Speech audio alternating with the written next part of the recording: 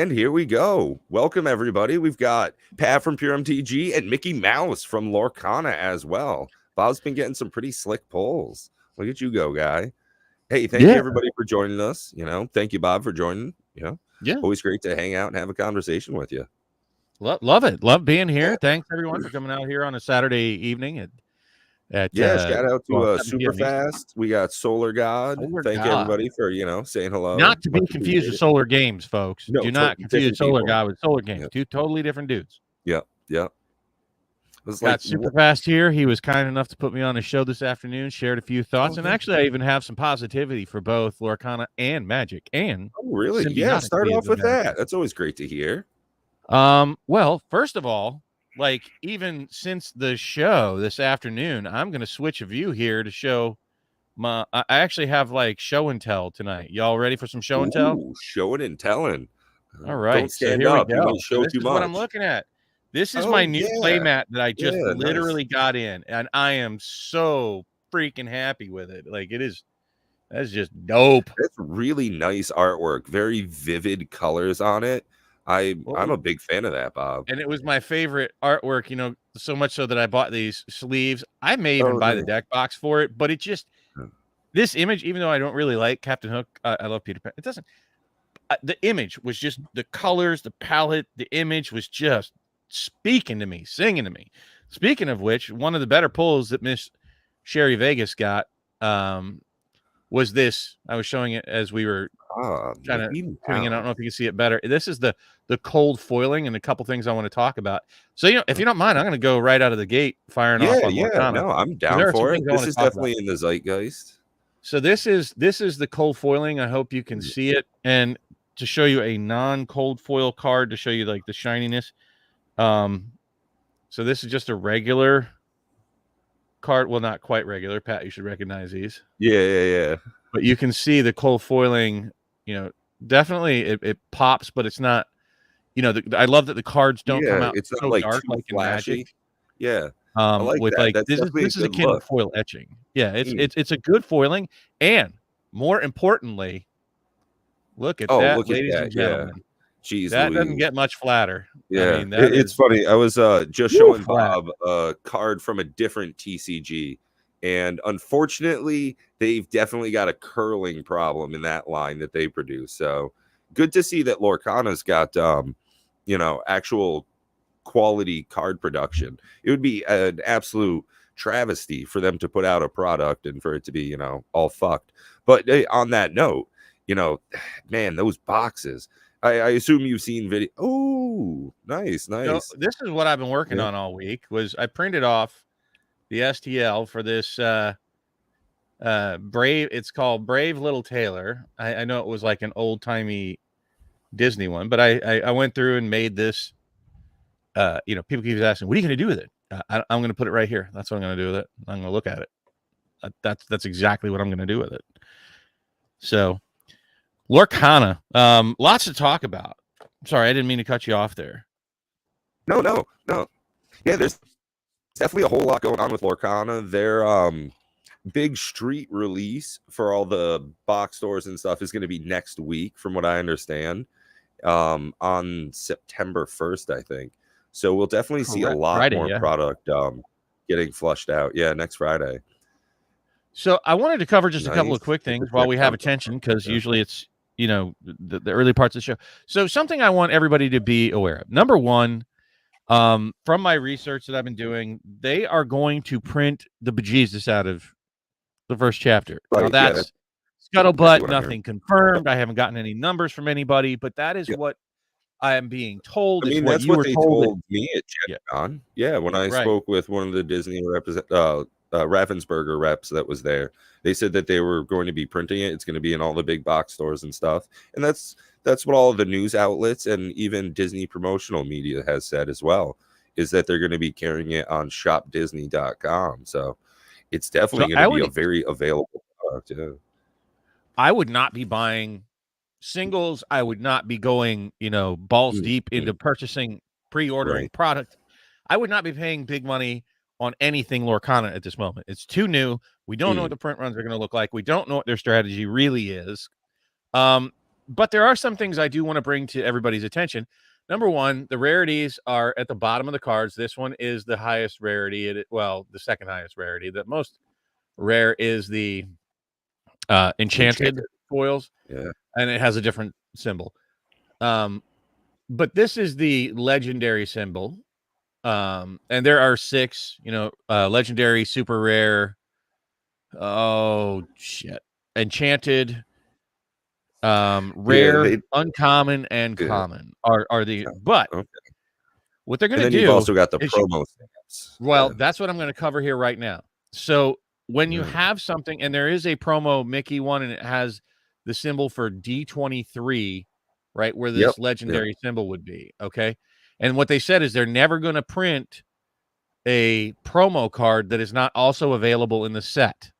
So there was the Mickey promo, and this is the one from the set. It's the cold foil one, but it's still the same Mickey. But this is what I'm talking about. You can see down here in the bottom that it says, how's my audio? My audio meter shows that it's really, really low. It Hopefully sounds good on my side. Yeah, it's coming through good here. So. Let us know down in the comment section if our audio is a little bit off tonight.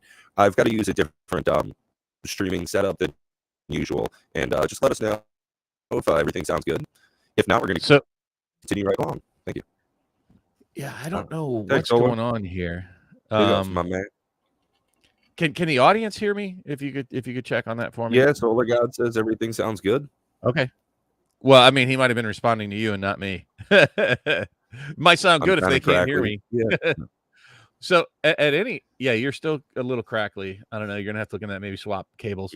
So, anyways, I just want to point out that this is where you're going to see the promos. Now, what I expect, the strategy that they're going to do is they'll probably make the promos very limited print runs, right? And I want to get into this, just some theory crafting.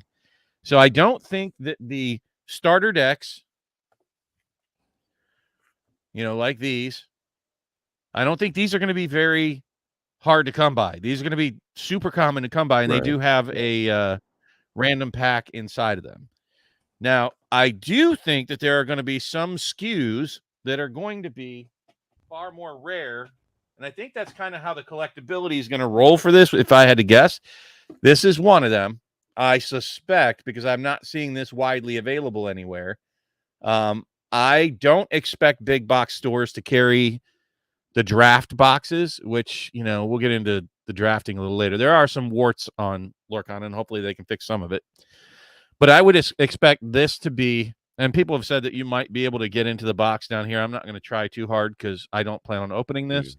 There's a nice designer collector box in here, but it's pretty small. I mean, you can see that's the size of a card. Wow. So yeah, it's pretty tiny. It's not very physically big. Smaller than I was expecting the item to be. Yeah, and it's not huge. Cool rip breaker. Yeah.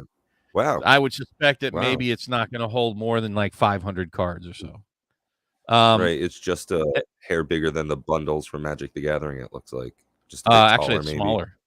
smaller, really? Like different dimensions. But here, I mean, I could hold a bundle up next to it to kind of give you a gauge. Oh boy, this one's actually kind of full. So here is the Magic bundle, right? Oh wow! And then we could turn them on the side. They're about the same, a little bit fatter that way, but you can see, the size difference. So maybe equivalent to like a bundle, however many cards a bundle can hold. What's it, like 400? That's at any rate, cool, yeah. I think this SKU is going to be more rare than most of the others. I don't expect to see these in the big box stores. It's possible we will, because it's like the bundle. Right. So I suspect it's going to be one of these two SKUs. And since I saw this next SKU on Best Buy, this is the gift set.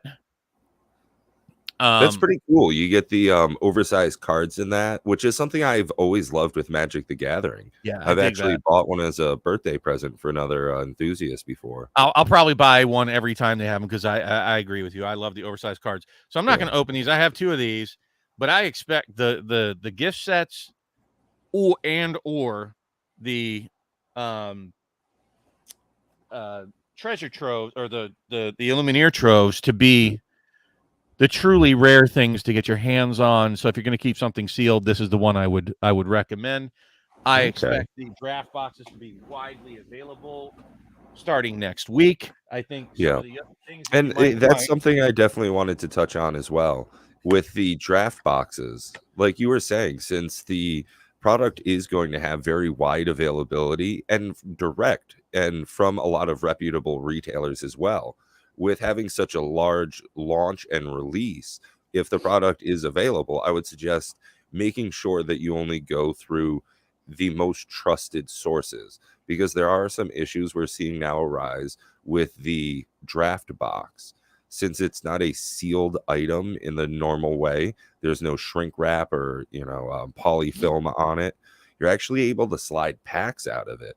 So if you need to, go check out some videos on that, but be careful where you're sourcing that product through. Well, and I certainly agree with you. I think that's going to be, I was talking about some of the warts that is coming with the first release. A very strange decision to me that they would skimp on the security wrapping. I mean, I get it with environmental protection and all that possibly, but it'll decimate the ability to sell boxes for anybody who wants to do secondhand selling. And maybe they did that on purpose, but I think it's a bad idea. I think people are going to get unfortunately scammed. They're going to get burned on it, because what'll happen is they'll just dump all the packs out of it.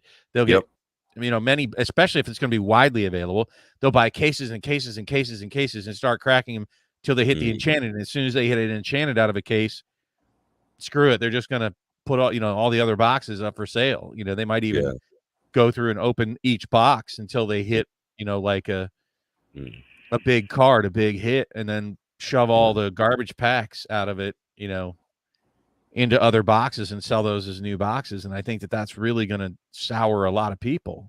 So as I understand, four boxes per case. I think you touched on something important there, is that there is already a secondary market for singles, for sealed packs and boxes and stuff like that, which is super important for a trading card game. That people have, at least the investor collector side of it is already alive and thriving. If we start seeing that people are actually going to be dedicated players, and it's at LGSs and people are having tournaments, that's going to be the next really important leg of it. But to see it's on TCG Player and that there are already very numerous sales, it's a good omen. It's a good omen, but they definitely they must fix that seal issue. I mean, there are many things they could do. They don't necessarily have to plastic wrap it. They could do like what Magic does with these, just tape the edges with that tamper seal that you can put on things. Though I don't know that's any more environmentally friendly than any other way. Stickers. Whatever they want to do, they got to do something to prevent people from tampering with the boxes. Absolutely, or it'll have a really big blowback on the product line, and that'll stop people from buying it. They've also said they're going to print it into Oblivion, which I think is also a bad idea for a collectible. Very available for customer purchase. So. But thinking about that, I was putting some more thought into it today. They don't own the printers. I think they said they're going through Cartamundi, is what I'm hearing. Really? I'm not confirmed. Fake news. But I'm pretty sure they don't have their own printing press for cards, right? So, like any other card game, and today there are a lot. There's a lot of competition to get time on the printers. So you got to have your stuff lined up long in advance. Company, I was just going to say, a company like Disney could certainly pay to have their own. But it's not Disney. Press. That's why I kind of stuttered there for a second, because it being Ravensburger, that's interesting though, because they are already such an established company. They make puzzles why and all didn't sorts of WotC different do board it? games. WotC's been around for 30 years. They should have bought the printing presses a long time ago. Yeah. That way they can blame printing on other people. Well, I mean, whatever the reason is, and I don't want to get into conspiracy theory garbage, especially with nothing foundational. But we do know that WotC does, license it out to printers, and there's just there's a reason that games do that, right? There is a reason that companies do that.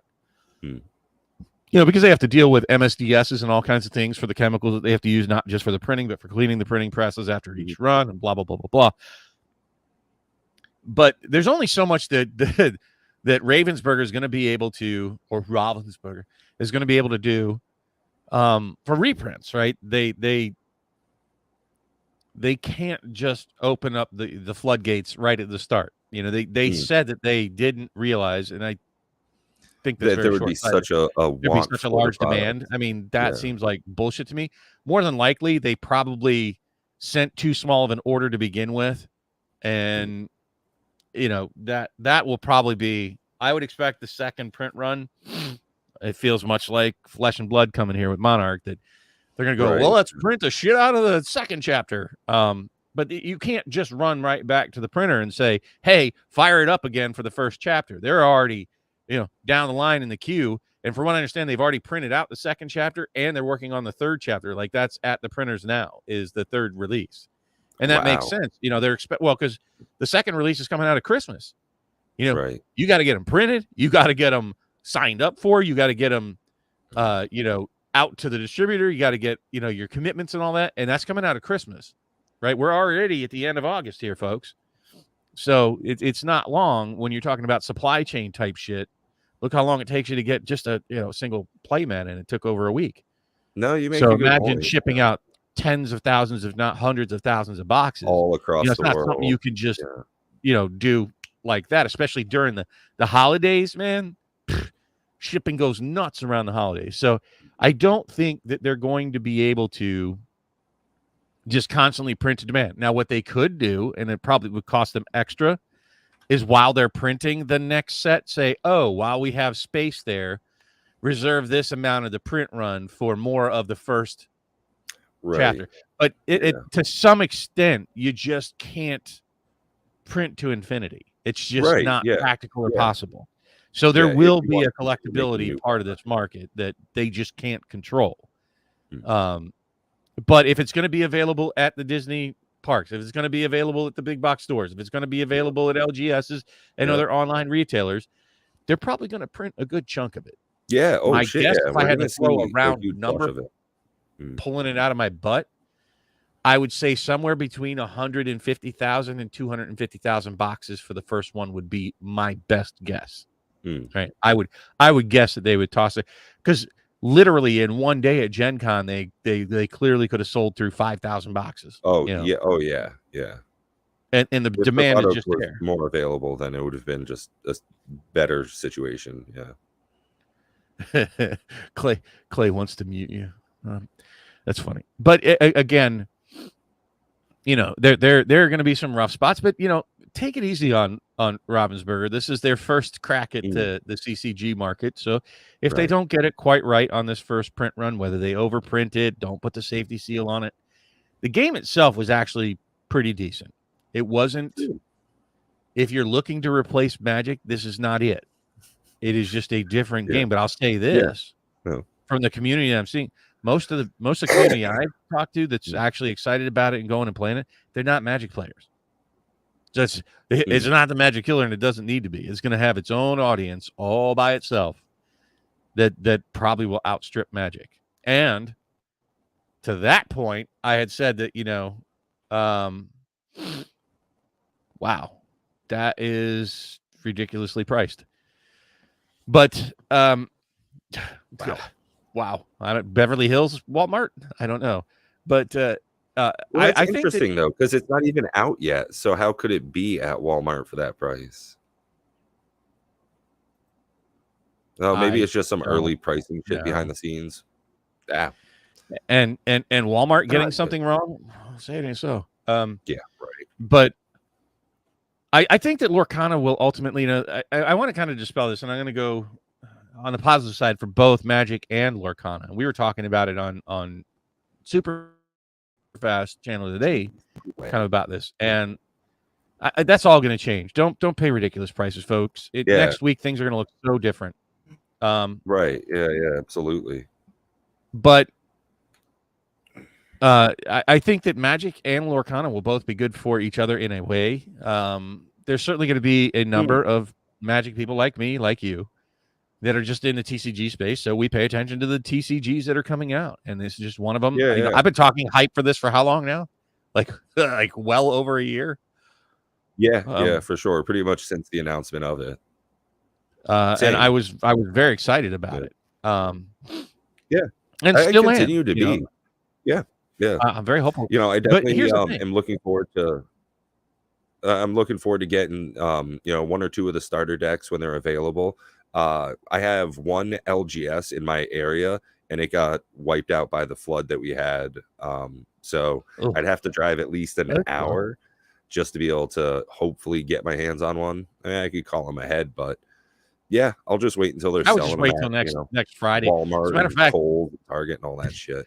did you And see probably that get a link that I sent you guys? Let me see if I can pull that shit up. I just noticed it today because I go back and forth and watching, keeping track of stuff. About it was on the shopdisney.com website that I posted. Or when did I post that? Yeah, I was actually just on there while we were talking about it. It says Well, if you September 1st at 12 a.m. Yeah, isn't that interesting? I'm 99% sure that can I share this? I don't know if I can even share this. It kind of makes sense depending on where their servers are and shit, but that's a good way to reduce the amount of people that are all clicking buy at the same time. Hopefully, by doing it at midnight, it makes it a bit less stress on the servers. Well, it's midnight Pacific, so that means 3 a.m. Eastern time. Boy, that's fun. Fuck me. But it's gonna get I like anyways. that they put it there. I think it caused a bit of a controversy not being available, saying it was going to be available at the parks and then it wasn't available. And I know that caused a bit of a stir with a lot of people. They made specific trips to go down there to be able to buy it and then go, I just spent all that money to get to Disney World, bought the ticket. And now one of the things I was going to get, yeah. But what's interesting about this, number one, it's like the middle of the night. Number two, they gave a specific time. So that means they must be getting a lot of questions. Oh, yeah. From people about when is it going to be available? When is it going to be available? I bet that's one of their number one questions. So that just bodes well for, showing how much interest there really is. And this is Disney. This is the Disney site. Right. This is not Ravensburger. So I thought it was very interesting. And I know that they did not have that time on there previously. They just said, will be available September 1st.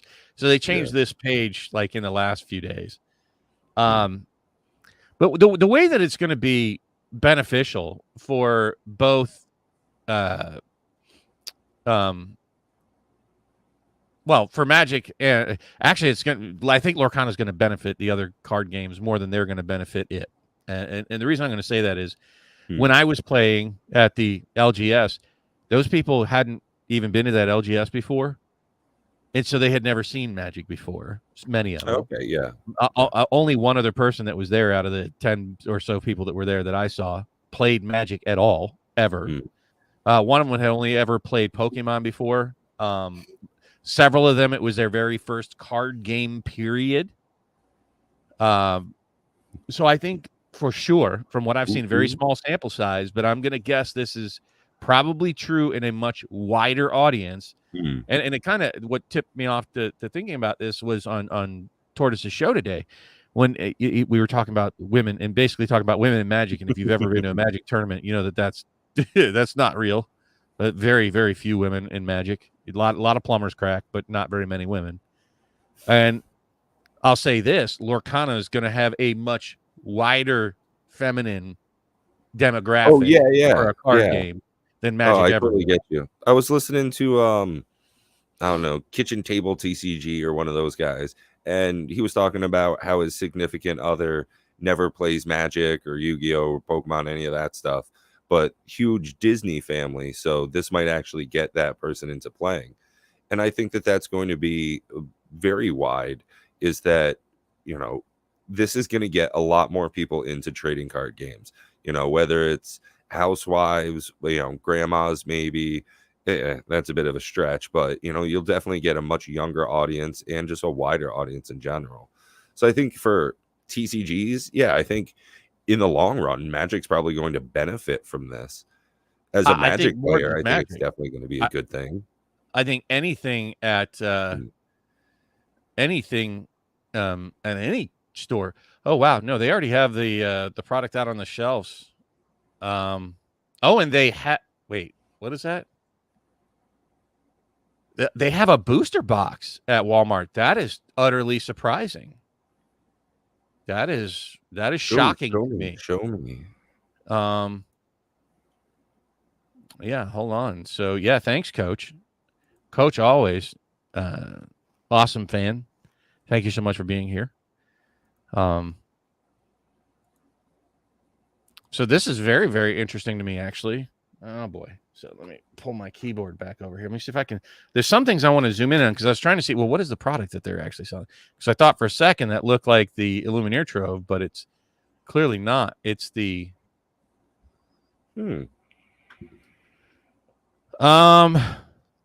Here's the thing: is it has 2 SKUs listed here. So oftentimes they'll just throw shit out on the Walmart shelves, as you see. Like, Yeah. what's the price of these boxes? $7.98 or $15.98. You know, their shelf organization is just absolute shit. This doesn't look super familiar. I don't know if this is like the lid, the way that it is, kind of, maybe. Yeah. I guess. I think it's just like opened up. But wow, that You is know, made super to be surprising displayed. that they have Yeah. a draft box. Wow. That is At Walmart. I did not Yeah. expect that at all. What I was told is the big box stores are mainly going to get the blister packs. Right. Yeah. So that's surprising. I And don't know if you'd be able to get the whole booster box though, showing like the individual pack price at $10.98. I don't think that they'd be able to just, hey, can I get that box sealed? Like, I'll pay you, the $11 times 24. No, that's still fucked. Like, that is super expensive. oh yeah, they're supposed to be They're supposed to be $5.99 MSRP. Yeah. So I don't think those are the correct tags. And it, conveniently that box is covering up the tag. And honestly, this could just be some jackass that walked into a Walmart store with his own box,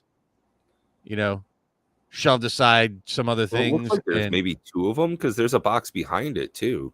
Because above where it there's says, something behind it. I don't know if that's a box. I think it's the same thing because it's got the 12 cards thing. Yeah, I don't know. I don't know because I don't have a booster box. I really don't know what. Let me see if I can find a Lorcana booster box picture. No, I don't think it is. It doesn't line up. Well, unless it's fuck. I don't know. We'll know soon enough, anyways. I mean, shit.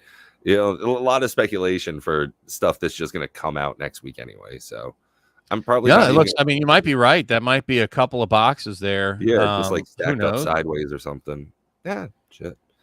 And again, it's for covering sure. up the tag, so you don't really know what the tag is for. It doesn't. It clearly doesn't. You can't. I was trying to read the tag. That's one of the things I really wanted to see, but it doesn't show in the picture clearly what the tag is for. I mean, I'll definitely slide by my local Walmart next Friday when it comes out. That'll be a fun time. But realistically, I'll probably just buy most of my stuff offline anyways. Just go right through. How much do you buy at Walmart?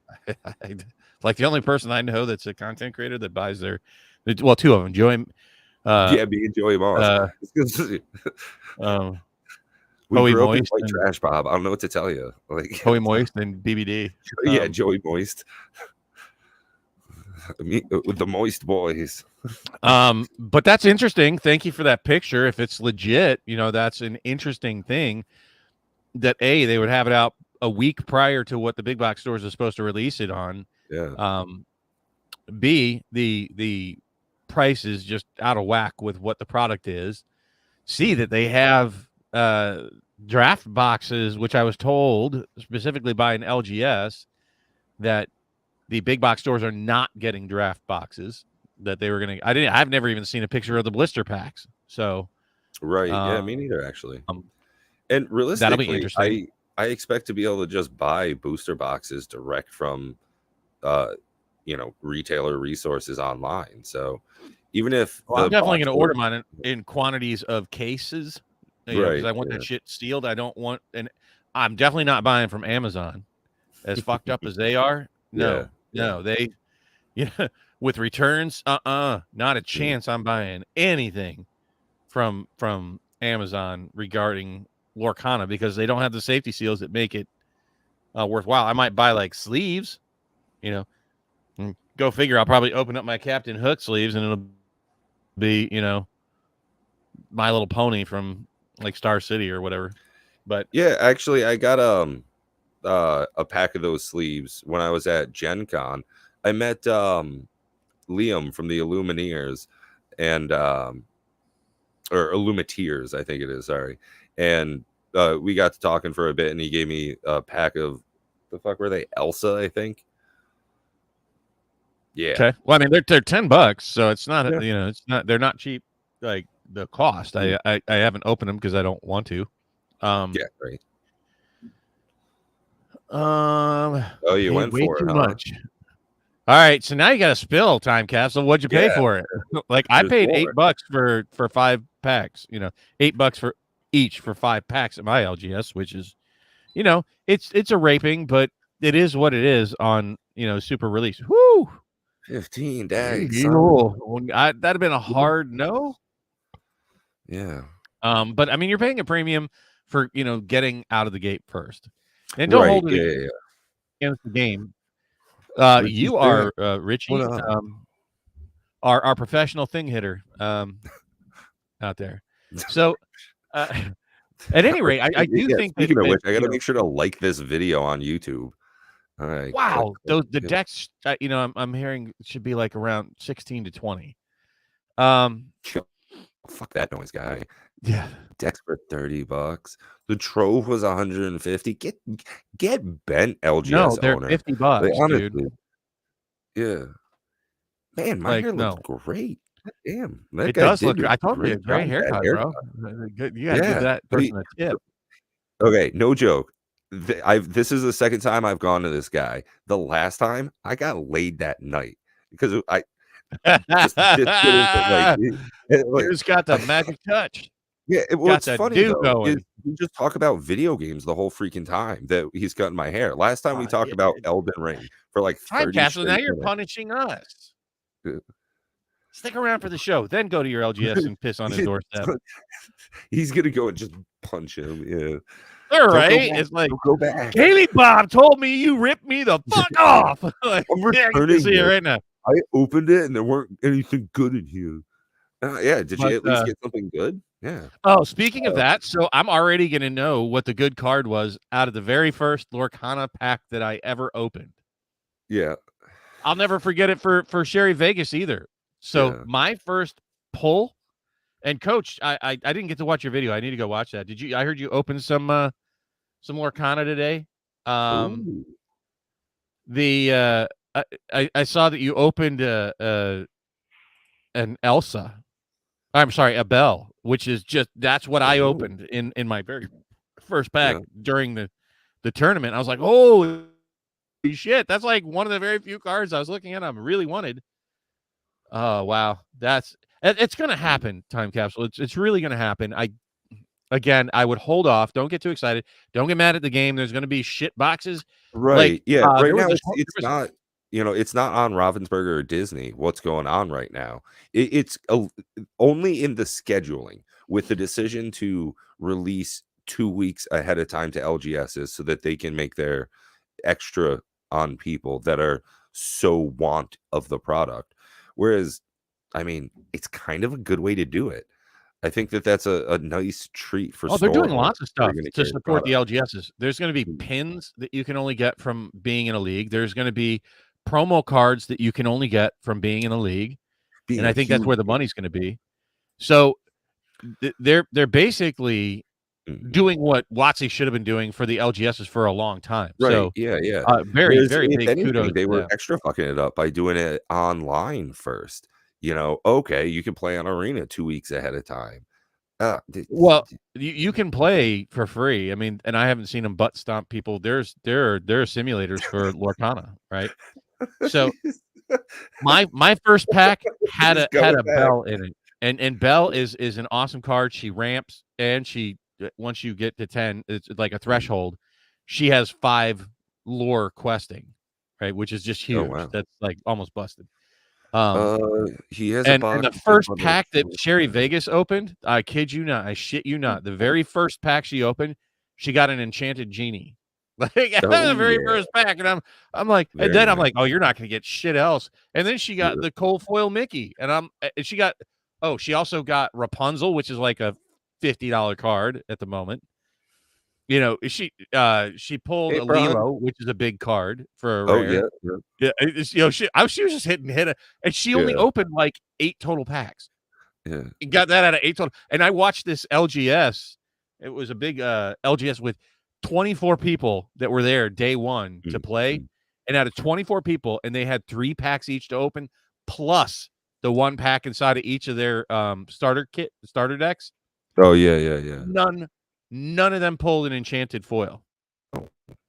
So that's there's what definitely, a lot of rarities. 96 packs opened with no enchanted foils.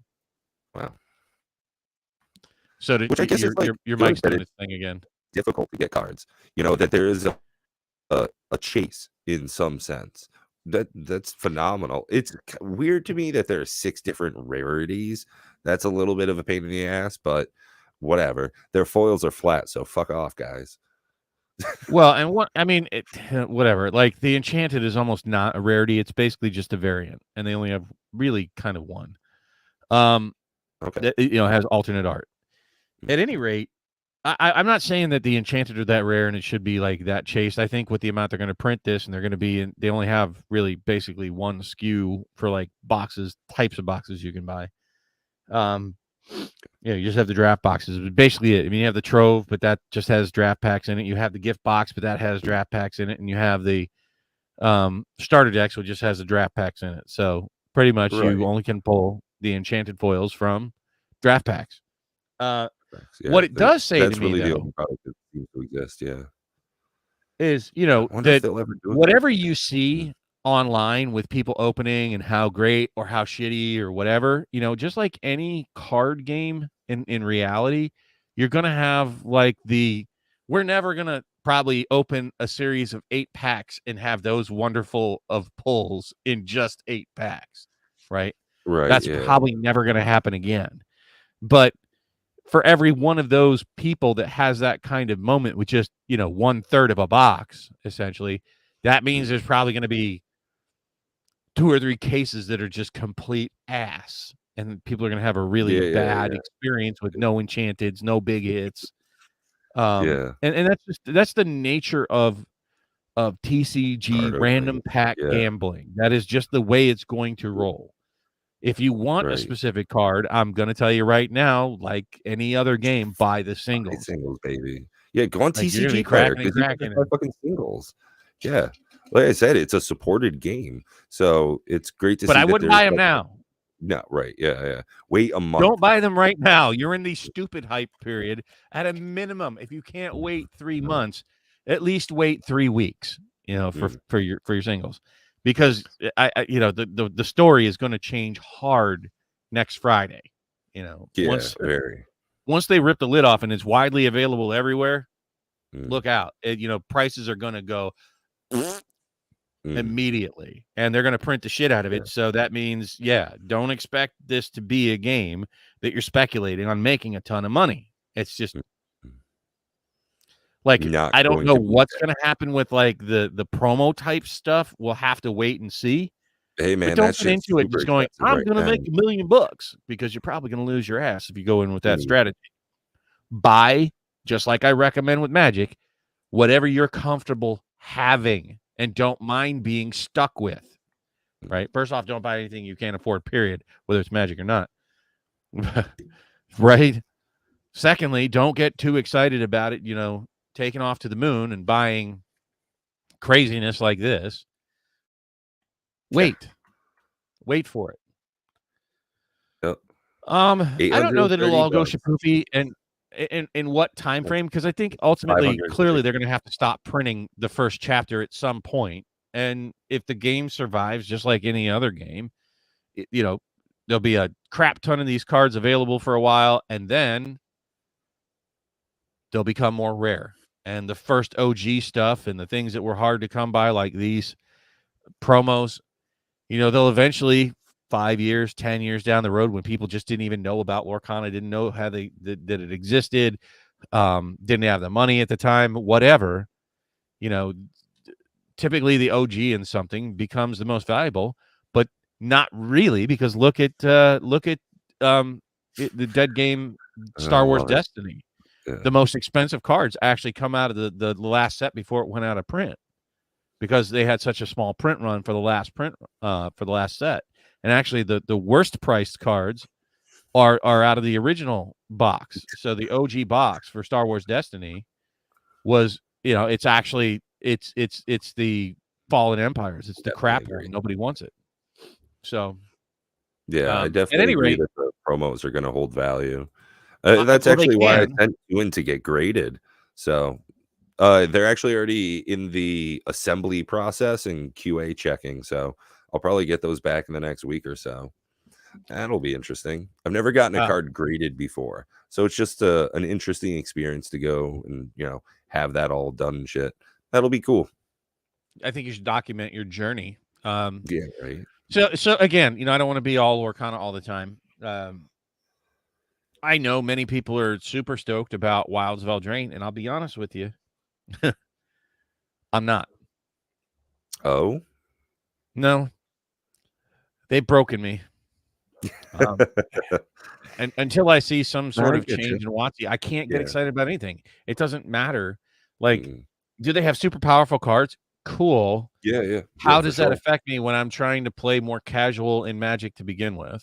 Right, yeah. So I really don't care about stupidly, wickedly powerful cards that'll just wipe out a commander raids on turn 1. I win. Turn 1, we win. Turn 1, we win. The last time I played Magic was at the convention.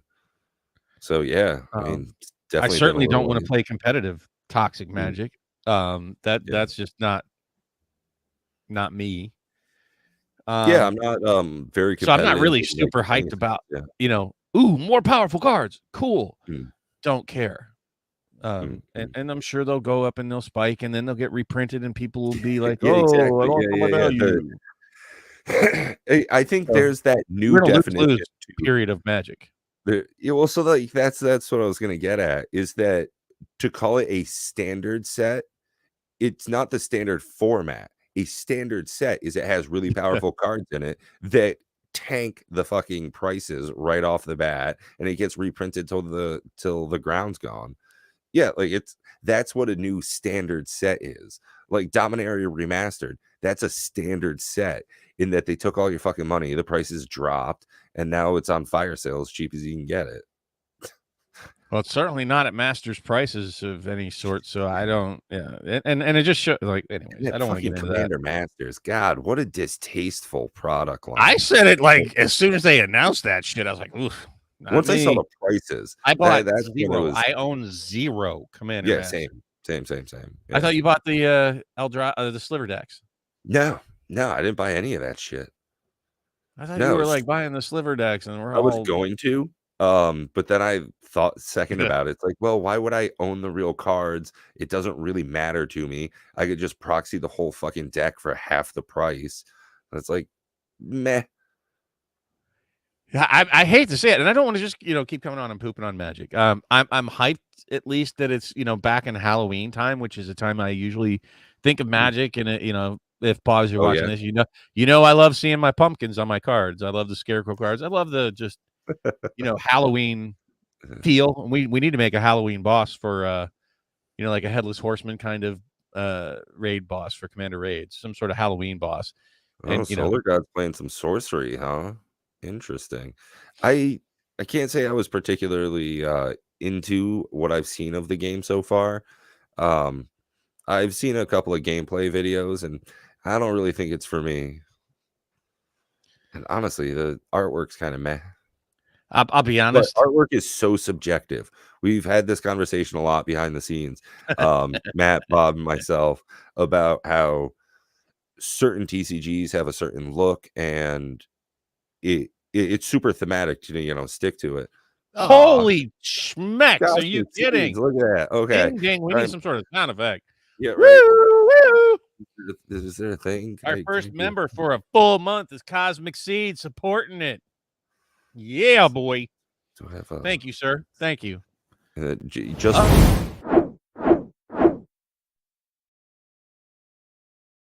hey, thank you, Cosmic Seeds. That happened. Appreciate that. And there's Mr. Dual Brains. Dual Brain in the house too. What? So when is the Magic 30th thing in Vegas going down? Is that a couple weeks here? Go ahead and check. Magic Vegas. I'm just I'm cautious with any of the new MTGs, any of the new CCGs, and that includes Lorcana. You know, it's like it's September 22nd to 24th. So I'm not gonna lie, I do want a complete set of the first chapter. No two ways about that. I don't think I'll be able to. Oh man, you keep crackling. I don't know what's going on with your mic, dude. Oh. It's bad again.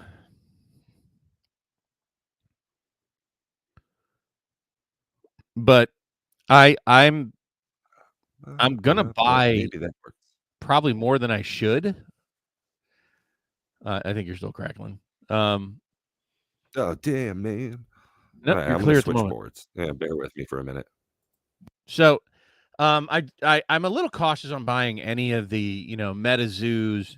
I Semperfi for Dual Brain. I bought into Cryptic with you, and I have that, and I hope it does well.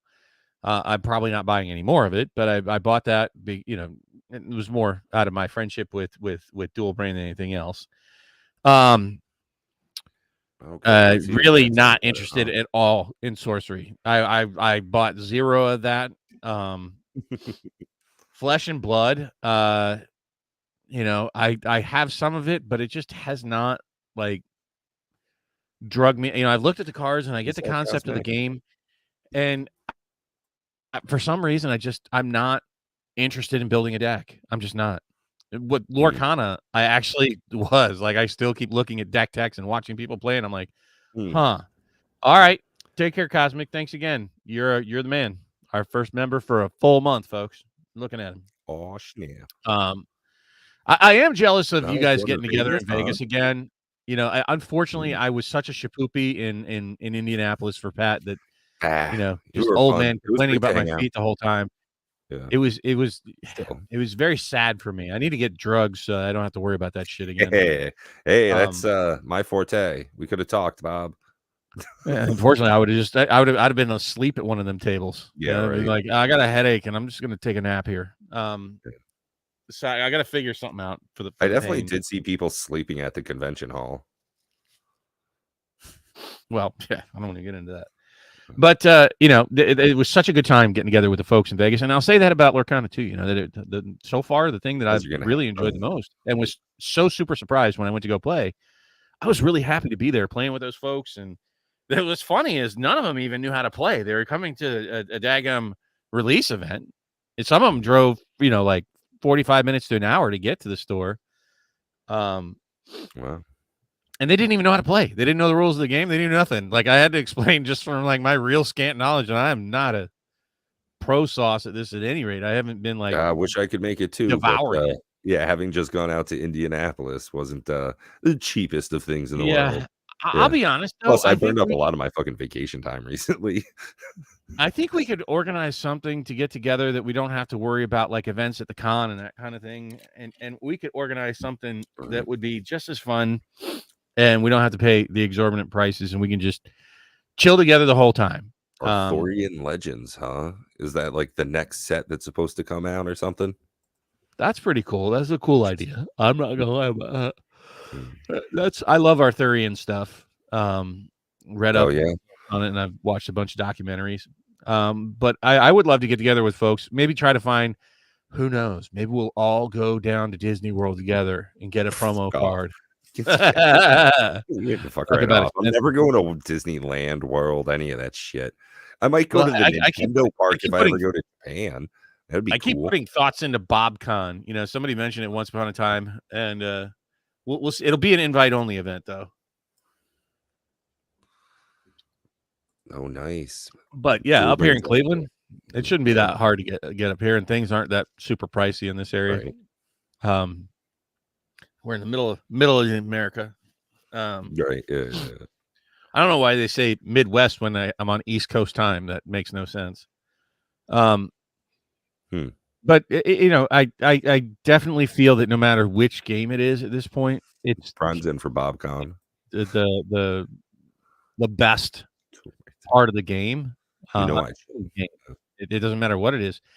Unfortunately, with like a lot of the Magic play, though, it's so toxic that I see play when I get Bell Table or I get on Arena, and it's just the randomness and of people that I don't get to know in the game seems to be very, very toxic. I am not seeing anywhere near that trend. I'm sure there's going to be the super tryhards and you're the store champ and you get the Simba pin or whatever. I don't give a fuck.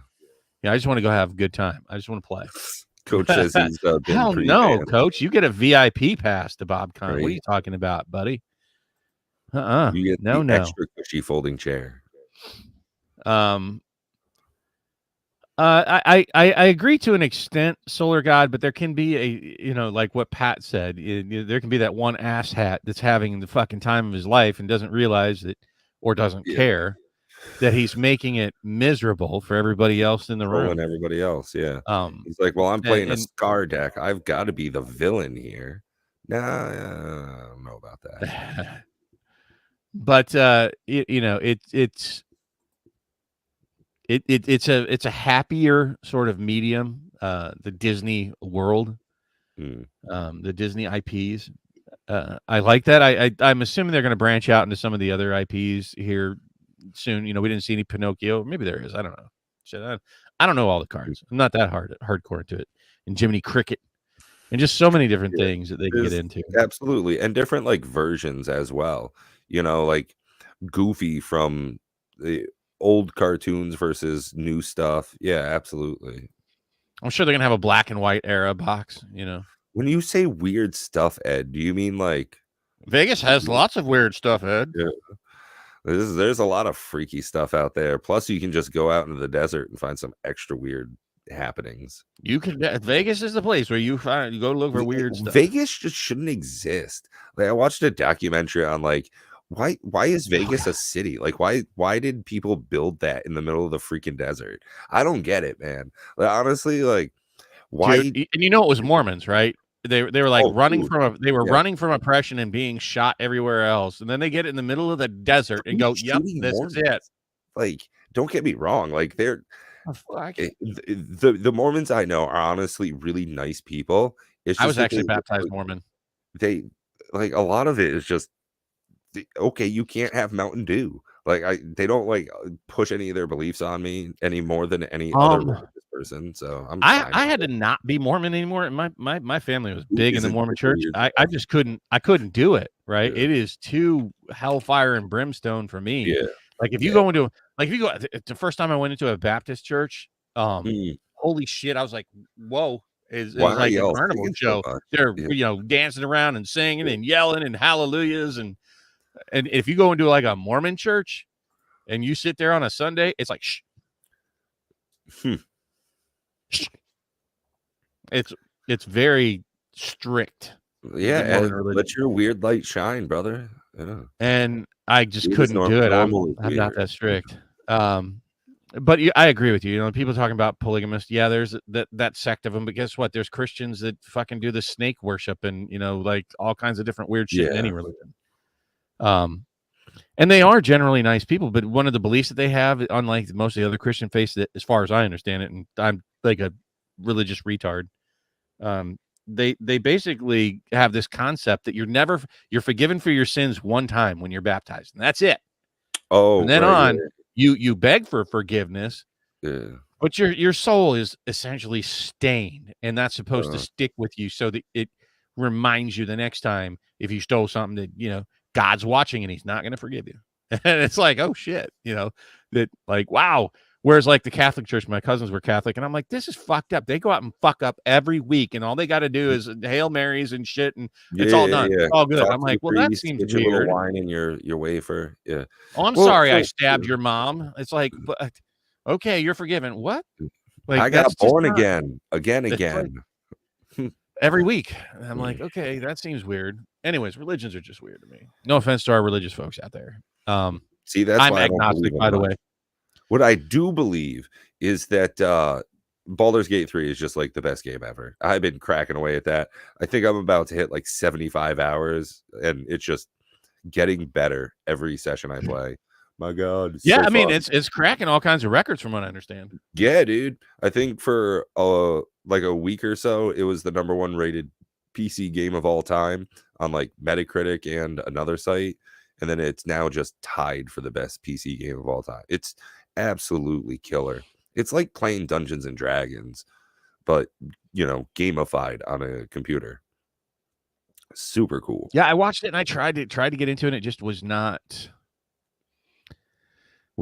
tickling my thing. So I was like, Zero. it's Zero bears. I'm actually doing like a no sex playthrough because that shit's just weird. Everybody's so horny in it.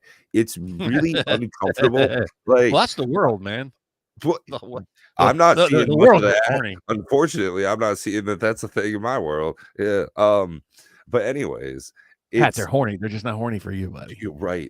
Well, now with this haircut, be Well, hey, now you combustion. got a chance. Yeah, lock your doors. Yeah. There ain't much I can do with that. That's just it is what it is. So Yeah.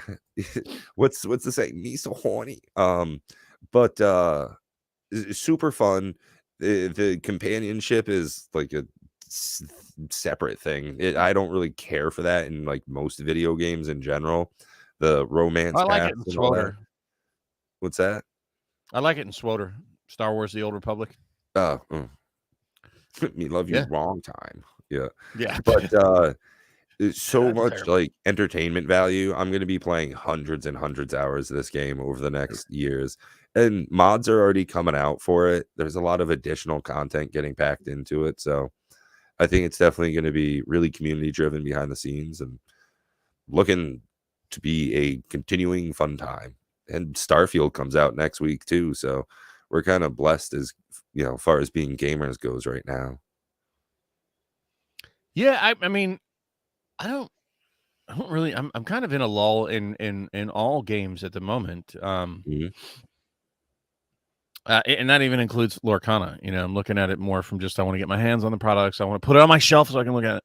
That's what I do with my Sealed. I just go throw it up on my shelf and I'm happy to go look at it. It's like looking at my bank account. I'm happy to see money in it. Oh yeah, I've actually heard Armored Core 6 is actually pretty good too. I've always been a fan of like Mech Warrior kind of shit, and I've heard AC6 is pretty sweet, and you can actually move around really fast. Is that the one that Richie playing? Is it what's the mech game you're playing, Richie? Is that the Armored Core thing? I think it is. It's from the From Software folks. If you guys haven't watched Richie Dubs play video games, you need to do that. The guy is cathartic as shit to watch him play. Yeah, I highly recommend it. I go watch him quite often, actually. I'm always excited when I get to watch Richie online. I watch him and Kebby G is another one that's just it's like my aquarium, that I just get to sit and watch and lower blood pressure with these guys. And with Nikachu, it's too technical. Not that he's not excellent to watch play, but it's so hyper competitive and it's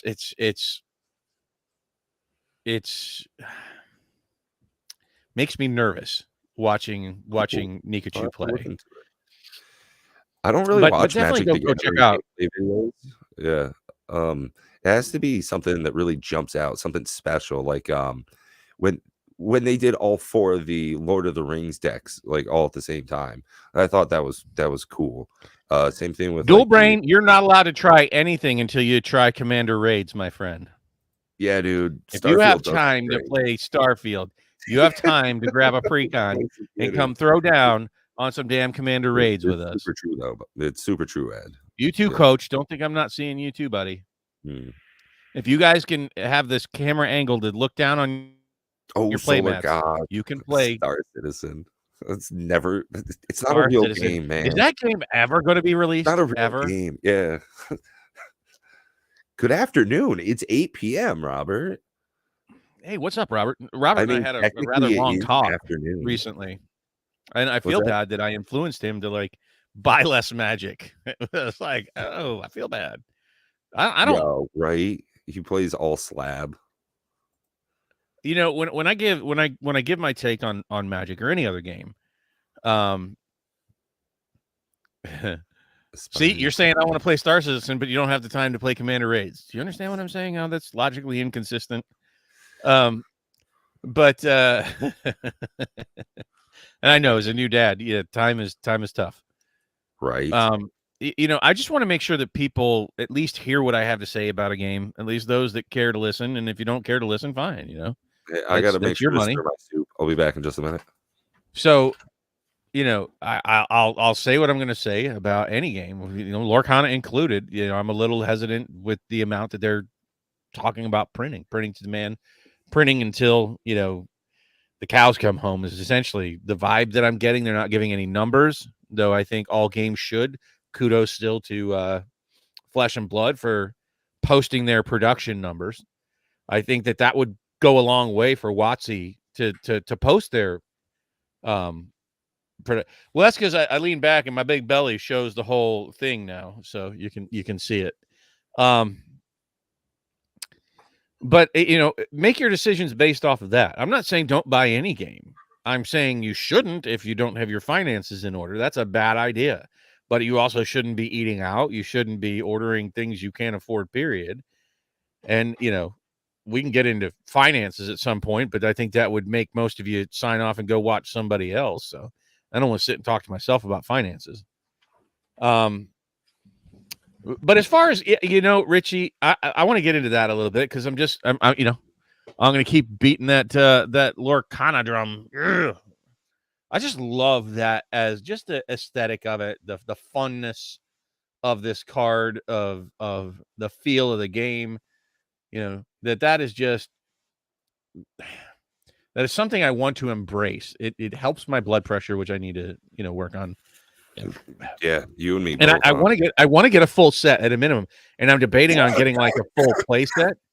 So I may order, like, if I can get my hands on it, 4 cases of it, try to crack it myself, at least most of it, and then fill in the rest of the play set with you know, singles. Like at some point opening cases is beneficial. Right, yeah. Like if you're going for a full play set, you know, opening it at least a case or 2, if you can afford it, is probably going to be online with that, and you could sell some of the extras or trade them for things that you need. I'm really, really hoping, which means I'm going to have to go back into LGSs more frequently, that I can trade. Like, I hope trading becomes a thing in Lorcana. You know, that things become common enough that people are looking for playables and whatnot, and just need poo. It's funny. I just like when I read it, it was yes, I need poo. I'll be honest with you. What Lorcana is really making me want to do is go to Disney World.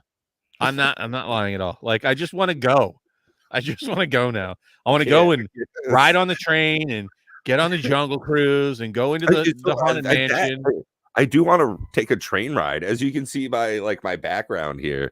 As much as I hated that I had to take a 13-hour train ride, I really freaking liked it. It was a fun time. Like, I enjoy being on a train. Choo choo, mother lover. And it's so, well, at least it'd be better than driving, because I always end up, I'm a driver, right? And so I don't get to rubberneck and look at shit other than the guy in front of me. And that was it. That was exactly it. And like, I could have definitely just had like a so I gotta show people again for those that weren't here at the beginning of the show. I gotta show off my geekery. Are you sure you're not my dad? You sound like him. Prime, I am your father. I am your father.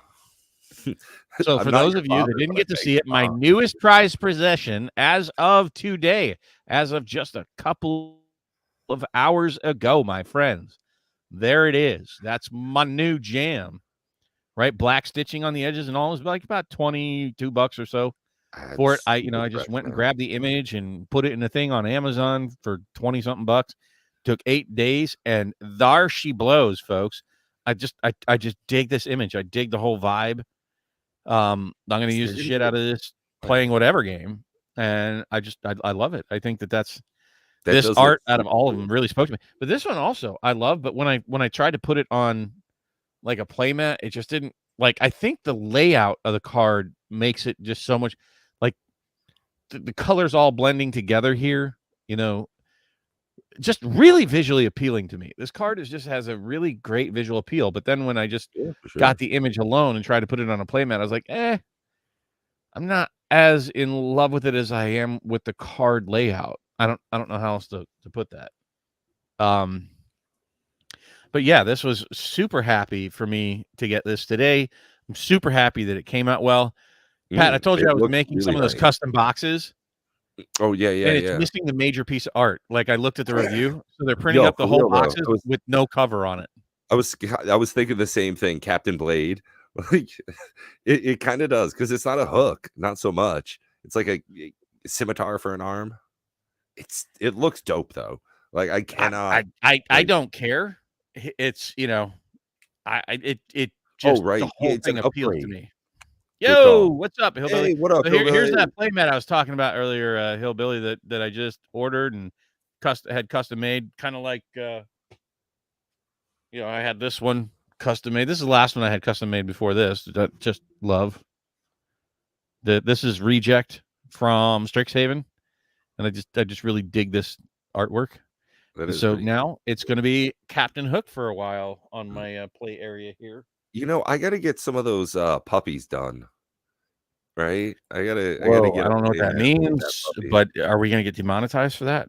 No, the puppy that I always use is like my image.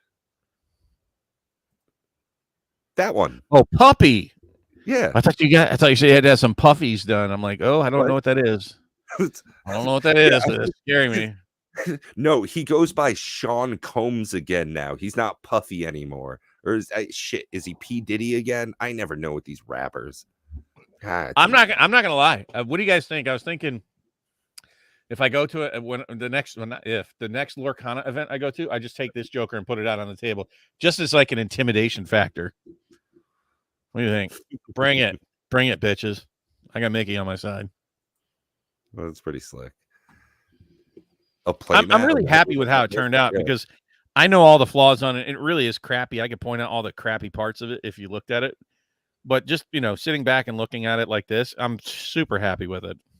Scissor me, Mickey. Yeah. Right, Coach? I figure it just has to. I'm gonna take the playmat because that's gonna be another dope thing that people are gonna be like, where'd you get the playmat? And I'm gonna take, if the box comes out right, I'm gonna keep ordering them until I get a goddamn right box. But that artwork I showed you with like the Lorcana Castle, that whole pink Lorcana Castle thing, not on there. It's just white flaps. I'm like, so I got a bottom black side and the two Lorcana symbols on the side. I'm like, and they're not responding to me. I'm like, that's not what I ordered.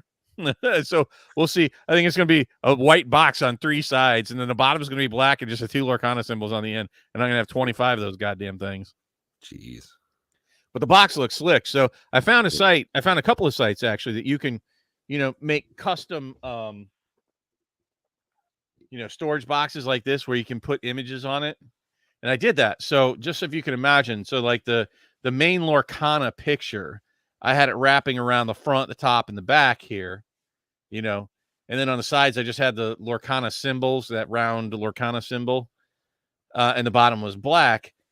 But when I got the proof, they just got rid of the whole image that wraps the whole top the sides of the box. I'm like, that's not at all what I ordered.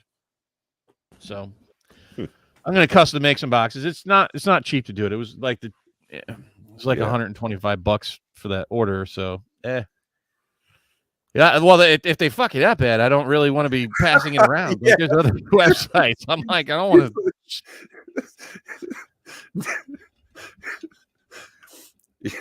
Send me the link. I just the timing of that was perfect. I'm like, you probably don't want it if it's all jacked up. What is great though is MPC Phil and MakePlayingCards.com. God dang. Like, I am so pleased that proxy video, like, I was able to do a better version of it, cleaner audio takes and stuff like that. And It's getting really good reception. It's like 1,800 views, and it just keeps chugging away.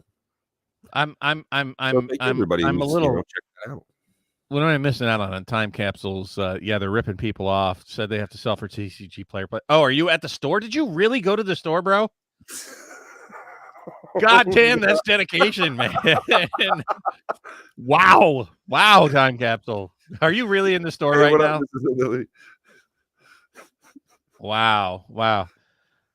Oh, you just got back. Wow, your LGS must be awfully close. Well, I found a couple of sites, Ed, but I want to prove them out. Like MPC, we know that they're just fucking awesome, right? Mm-hmm. So we don't mind talking about them. And if I can work this out with those guys and get it right and whatnot, I might even make. I don't really want to make a video because I don't know if it's like with this playmat. I mean, how much are we dancing on copyright issues kind of thing? And I don't really care because I ain't selling them. So no matter how nice the things are that I'm buying for me, my personal geekery, the Mickey thing, I'm not gonna try to sell this. I don't need Disney beating on my door. If I could get that doggy playmat, oh man, I would definitely hawk that wear. Yeah. Yeah. So I'm not gonna go down that route. People are like, "Oh, you should sell it." I'm like, no. Nah. No, yeah. just like with Commander Raids, I don't want to make any money off of it because I don't need WotC and Hasbro beating on the door saying. So that's exactly it. I don't want to make any money off of Commander Raids. I just want to go to like events and stuff. Like I just want to have more people playing it. Yeah, like when Matt and I were able to just like pick up a random game with just picturing house going or something. I'm just picturing time capsule going in dude. I want my money back. Yeah, right. Give me. Oh yeah, that's why I want my $2. Yeah. Damn it. But yeah, I mean, for me, like the pinnacle of success for Commander Raids would be getting invited and like to go to something like that. That would be the most premium experience I could imagine. I'm not thinking that I'm going to make any money off of that stuff. Like that's honestly more than a pipe dream. Oh well, okay. Wow. You smoked a blunt with him? I mean, right. So we got turned up because it's legal in this state. But it's I don't know. I don't want to get into the whole copyright infringement thing, and you have to be careful in this world. Like especially the CCG world. Like this makes me happy. My playmat makes me happy. My Mickey makes me happy. If I can get some Lorcana storage boxes, like I'm probably not even going to order any new ones. If I got 25 boxes that even have the Lorcana symbol on them, they'll probably suffice for me. It comes out to like $4 a box, which is cheaper than what you can order on Amazon anyways. But yeah, I mean, if you can get it to work out and get the artwork to work out, then yeah, I think that's like super dope. As far as like custom sleeves, I think everybody wants to do that, but as much as I've looked into custom sleeves, it's just pricey as shit, and from what I understand, the quality is kind of bad. They're not good. So that's an unfortunate part of it. There's an opportunity, especially for you, Ed, with chemistry and shit. Make good playing sleeves that shuffle nice and are easy to print on, and there you go. Find yourself a fortune right there, Ed. I would love to get reasonably priced. When I say reasonably priced, $5 a pack to me seems pretty reasonable for 50 sleeves. Yeah. Custom printed. Yeah. I'm looking at Dragon Shield. It's $25 to do custom sleeves. That is pricey. And you're all crackly again. But yeah, I mean, I wish that price would come down, because to me, $22 for a playmat with a custom image on it, that seems fairly reasonable. I mean, even cheap playmats are like $7-8 for some random shit image that you get. The average price seems to be for just generic images are around $15-16. And then anything, like Ultra Pro kind of something that you really want, or would probably run you around to $25 a piece. And then, Kickstarters for like the Seb McKinnon playmats are like $40 a piece. So, $22 to get a playmat that I just am ecstatic to sit down and put cards on.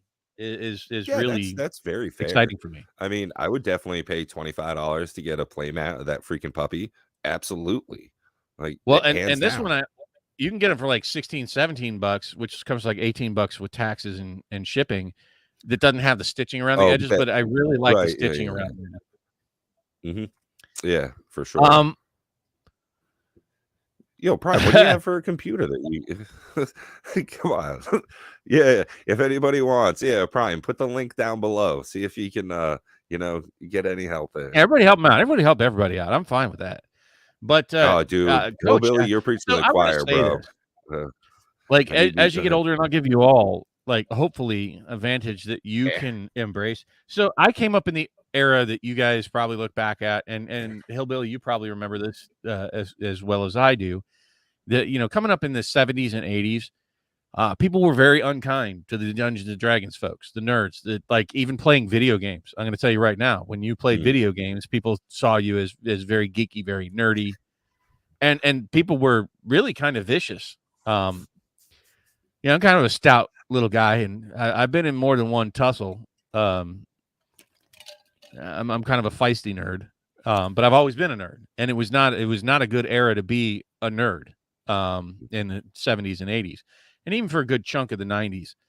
But Yeah, when I they feel started that, seeing the Robert, yeah. money come up in the 90s, Mm. that's when you started seeing the worm turn. When you started seeing, oh shit, Bill Gates is worth billions, the richest man on the Right. planet. Yeah. That changed things. The money is what changed it, and there's no two ways about it. Mhm, And mhm. and we're finally in an era, and I'm going to say even like the early 2000s and even the 20 teens was not the greatest for geek culture. Lord of the It Rings definitely helped out a started lot. taking a Harry turn Potter for helped out a sure. lot. Yeah, Bringing exactly. all I those think into the those were mainstream. yeah. Avatar, even so people, all the Marvel stuff, Oh, bro, I really feel you. began to I feel embrace that. geek culture more so now than ever before. But I've also gotten older, right? Mm. Yeah, I actually even Yeah. knew a girl that was in like Revenge of the Nerds 3. Well, it's Um, funny, like, because it is kind of I mean, all the Marvel movies and stuff that, multi-million, they're billion-dollar industry, and it's all based on, like, fucking Spider-Man, Superman, like, that kinda stuff, like, what is traditionally pretty geeky culture. And Dungeons& and Dragons, in general, has really 5e was huge for, like, being so open for players, and I think that was a really big thing. Um, really, nowadays, the culture has definitely shifted a lot since now we are more electronically driven and also withdrawn in a certain sense from our community. You get to do a lot more stuff behind the scenes. So, being into cartoons, anime, Disney, watching movies and Netflix and stuff like that, it's definitely shifted how people view entertainment in general. Absolutely. shit, you just made me hungry for. All right, Yeah. what's your Yeah. favorite sandwich there, Richie Dubs? I'm gonna tell you mine right now, the Baconator. Ooh, Um, man. but We don't even have a but Wendy's near me. That's one of the like kind of nice things about living in the middle of nowhere is that for there are things that are certainly available, but there's a lot of things that aren't available. Like I love Taco Bell. That's my jam. It's funny. I don't even get a stomach ache from it, Bob. It's, and like I'd have to drive like 45 minutes, almost an hour to get to a freaking Taco Bell. It's a little bit excessive. Same thing with Wendy's. There's not one around here for like an hour. I'd go, but I'm just too lazy. But I mean, with the nerd culture, I've never been a closet nerd, and I never cared. I still got laid a bunch. Um, I never had issues with it, but it always bothered me. And honestly, when it gets like too geeky and goes down too far of a geek hole, I'm Dude, like not never had it comfortable before. with that. But I never shame anybody for being that. Right? Mm. That's never been. I've never been a shamer. Right? Except for mean people. Fuck you. Like I just hate mean people. Like all of you people, like that are mean, and that you just suck. And that's been sort of my take on it my whole life. But as I get older, my Dilligaff has gotten so low. Like, yeah, I Ooh. love Mickey. Yeah, the highlight of my week, you know, was making a Printing Mickey and statue. painting. Yeah. Okay. No, I totally Okay. get that. Right. I Well, don't care what Prime, you you think should about be it. shamed. Like, you should be ashamed. Honestly, like, No, Prime. dragon, When I dragon shame you, I will shame people about their life choices that are leading them in a direction that they don't like. It's like the monkey that sticks their hand in the in the hole in the box. tree to Yeah, get yeah, something yeah, out yeah. and doesn't want to let go and going, well, damn it, now I'm angry. I can't get my hand out. Well, fucking let it go. Like, but Hey, and there was that's, something in like that people hole. spending money that they shouldn't. Oh no, Coach. I've been blessed by more beautiful women than I deserve. I mean, if you see Miss Sherry Vegas, I've always punched above my weight and still am. You know, Sherry Vegas. If you guys had her, like, dude, not only is she beautiful, she's smart. She drops shitloads of money on me. You know, lets me go wherever the fuck I want without any like grief. Go to Vegas, go to Indianapolis, spend lots of money on Magic, and she even buys me Magic cards. She doesn't give me shit about Magic cards. She buys me like the primo ones that I don't even buy, like Gaia's Cradles, Dual Lands. You know, I'm punching so far above my weight class. It's not even funny. Like she's the wet dream for like the geek gamer. You know, she's even, you know, she's met with, she knows like tons of celebrities. She was a radio DJ for 30 years. And so or not 30 years, 20 years. And, you know, she's met everybody from Ozzy Osbourne to Shinedown to Britney Spears, you name it. Like, you know, she's an impressive woman. And, you know, I've always been very lucky, very, very lucky. That's unfortunately, I feel bad for people that have no game, but here's the secret to having game. Be yourself. Don't be all wound up about it. Don't let her know that you're hitting on her, and don't be absurd or parabolic. Just say, hey, I think you're a very pretty lady, and I would like to get to know you. My name's Bob. What's yours?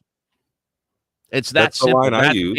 That's the line I use. That's how I got married to a beautiful Asian woman. You know, I said, hey, my name's Bob. You know, this is. And I'd never hide anything, you know, like I'm a nerd. I'll tell them, yeah, I'm into video games and Magic the Gathering and all this nerdy shit. And you know what? I'm also pretty fucking smart and I have a good job. So deal with it. Yeah, well, I mean, I've had women shame me, like at a point in my life when I had to go back and live with my mother after my last divorce because my ex-wife, you know, spent all of our money and had a 525 credit rating. I couldn't even get an apartment. So I had to move back in with my mom at 40 years old with a daughter, you know, kind of being a single dad. And, you know, it was just better for me to stay with my mom for a while. And when I started dating again and said, yeah, I live with my mom, dude, let me tell you, that was a buzzkill for a lot of women. But with Miss Sherry Vegas, she realized that, you know, I'm with my mom, not because I'm a fucking broke asshole, but, you know, just situations came up in life and that it was the right thing for me to do. And, I mean, you know, I was focused on raising my daughter properly and getting myself squared away after a messy divorce. And, you know, just share that because the women that'll run away from that are the women you don't want to have beside you anyway. Right. Yeah, for sure. So be real, be very real with people. It can be off-putting. Like, I don't know. For those of you that have met me in person, I'm very real. Like, this is it. This is me at work. This is me at Gen Con. This is me in Vegas. This is me upstairs when I get done with the show. This is me on a first date or at a bar, you know, and that's how you have game. Be confident in you. Yep. Be true to yourself. And then the women will be attracted to that. Morning star. Well, I mean, and I watch guys struggle through it, and it's painful to watch. It's like, ooh. And a lot of guys only go for looks too. If you're only going for looks, well, you're gonna get what you deserve. Period. Yeah. Beauty's only skin deep, right? Oh, dude. And like, anyways, I don't want to get into that.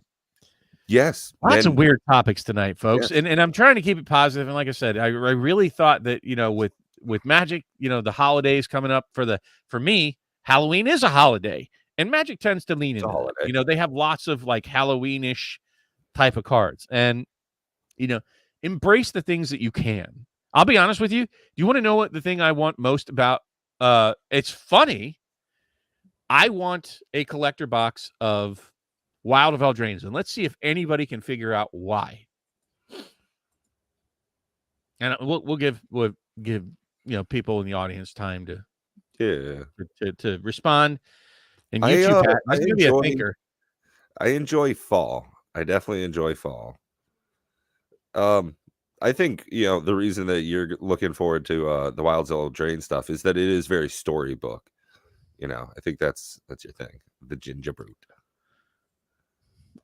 Actually, Prime's getting close. I don't know what that means, Coach. Oh, the confetti foil that they're doing. What does that mean? Yo, what up, Matt? Good to see you, bro. Hey, dude, speaking of Pringles, check out this card from a new TCG. Yeah. Come on, Pringles, buddy. I got you. Jeez. Dude, that's not even a Pringle. That's like a half a Coke can. That's like, dude, it's obscene. Like that is, yeah. Honestly, what we got going on here? Honestly, one positive I've seen with Magic so far: no master set announced for the next 2 years. They just haven't announced it, Robert. Here's the thing. I said it before. What would they fucking put in? And don't kid yourself that they're going to put they're going to keep doing these 1/3 reprint sets to push the sets. Yeah. They figured they have to sell the sets. Mm-hmm. Don't kid yourself. They're not selling these sets on their face value at this point. The only reason that they've been able to push it out this long and things haven't gone over a cliff is because they're putting these extra sets on the ass end of every set. That is just wow. So rough, gross. And I got these. Look, if you hold it at the right angle, it's just a very excited card. Yeah. Like if you turn it flat and then like it just whoop, it's a very happy to see you kind of card. Yeah, it's got a bigger smile than I do, and I was trying to support a small trading card game. We met the creator at Gen Con, gave me a signed play mat. Really cool experience, getting to know him and some of the stuff behind the company, their decisions with it. But I mean, I've got to be very blunt when I do my review on the product line if that's going to be the kind of thing. Yeah, that was that when Pat showed me that today. I'm like, Jesus. So yeah, I just want to say again, that is a cold foil from Lorcana. Yeah. And I mean, my friends, that is, wow, you can't even really see it. Flat as all get out. Yeah, I mean, that is just so flat. You see right through it. Flat. So that is why I want the Wilds of Eldraine collector box. That is just fun to me. It's cute. It's cute. It's the image that I want to have. Since you all know I don't open shit anyways, I just love the aesthetic of the box art. I want to buy Wilds of Eldraine collector box just for the box art. And yes, I want to have it sealed. I want it to be the real deal. I don't want to buy an empty fucking box from somebody. But honestly, yeah, so I'm probably going to drop $200 just so I can have this goofy art sitting on my shelf, and I might even buy a couple of them. And if that's what Magic is depending on to sell sets, oof, they better come up with some stellar fucking box art. Because I'm not as enthused about the set boxes and the draft box covers and the bundle box cover. The die, it does look like candy. Have you guys noticed that? Say that again. The die looks like a piece of candy. Let me see if I can share that. Oh, the die. Yeah, it does kind of look like it looks like I want to pop that joker in my mouth and it'll taste like grape candy.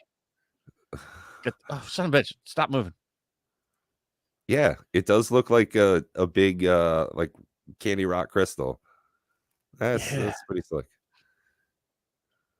So I mean, yeah, I don't really like the art's not terrible, but it's the collector box art that just really I'm like, okay, I dig that. It's fun.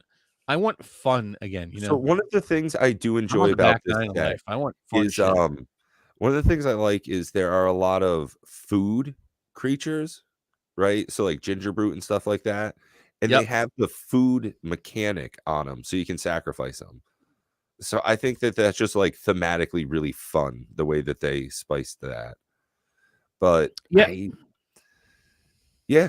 that's a cool looking playmat too, honestly. Oh wait, no, is that a board game? What is that?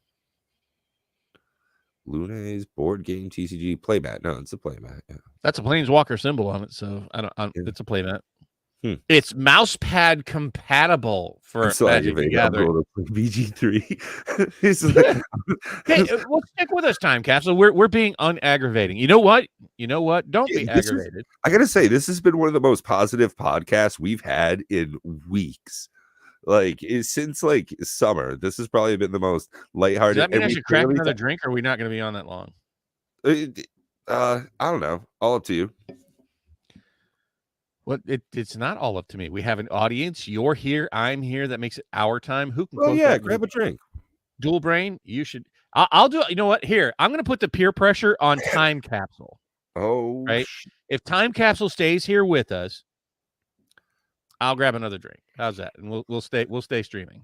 So it's all in your hands, Time Capsule. He's going to have us on while he's. Well, I mean, having us on in the background is one thing, but I want Time Capsule to be here raging about his overpriced fucking Lorcana pack. What was the rare that you got? You said Simba? You know, I should start playing with some folks from our audience there. If anybody else is playing Baldur's Gate 3, hit me up on like Discord or I'm going to get something like that. I'm going to go get a watermelon. Oh, there you go. A whole new world. I'll be right back. Are we playing Commander Raids for an after party? Ooh, oh, maybe. Who knows? I probably won't be up too terribly late tonight. I ended up getting just pretty into it yesterday. Me and a buddy were having a long conversation, catching up after years, and we were just having shots the whole time. So definitely slept in today. But yeah, I might have to check out Armored Core. I mean, Starfield coming out next week, and the amount of hours I have and will continue putting into Baldur's Gate 3, I'm just super blessed right now as a gamer. I mean, feel really spoiled, honestly. And man, I didn't even finish Hogwarts Legacy, and that game was super fun. Looks beautiful too. Runs like a gem on this rig I got. Man, super nice. There's so much going on for being a gamer. And I mean, Magic the Gathering is in a weird place right now, but they keep putting out a lot of sets, so there's a lot of new cards coming out all the time. Man, happy to be playing games lately. Ooh, you pulled a Simba, very good, and a Cold Foil Minnie Mouse. Yep, still haven't finished Hogwarts Legacy either, Robert. Yep. It's definitely a pretty long game. I started putting some mods on it. And being a PC gamer now, having the ability to mod games is just unlocking different levels of play. I've gone back and started playing Stardew Valley again from time to time. It's one of my favorite games. So chill. The music's great too in it. I like the like 16-bit art style they did in Stardew Valley. And with mods, super good time. That's the greatest 16-bit music ever. All right. I'll give you that. It's a classic. Although, I mean, honestly, I have two of these jokers. You know what we're gonna do? Right now. A very, very rare event. Not just in the world, but in the world of Bob. What? I'm going to lose some money on stream for Time Capsule if he's here. Time Capsule, we got you. Oh, yeah. Did you see that they pulled a Simba and a Cold Foil Mini? So not too bad. Oh, she is there. I heard you. She's not upstairs. I went upstairs and I'm like, where are you? You haven't come on and said you love me. None of that. And she wasn't even there. She left me, guys.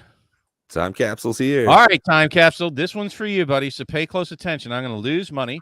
So let me explain some of the anatomy of a starter deck box. First off, just even like the attention to detail, it's very hard to see. Oh, damn it! Can I?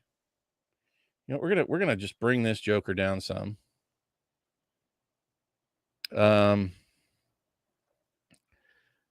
is it not focusing well? And I'm trying to catch the gold foiling. So they have like gold foiling like on different parts of it. Maybe you can catch it there. Like that to me, that's just kind of high quality. You know, they even take the premium time to really packaging, make it an appealing package. So Yeah, for sure, they've and that's taken a the huge time to part make of it, it. Yeah. you know, a very appealing package. Why am I breaking your heart, Time Capsule? I love having you on the show. I don't want to break your heart. But here it goes. Cracked the seal, folks. That's right. Of a very rare, at the moment, Lorcana product. So one of the things I really dig, and I don't know if y'all can see this, but they give the deck list on the side of the Precon. Come on.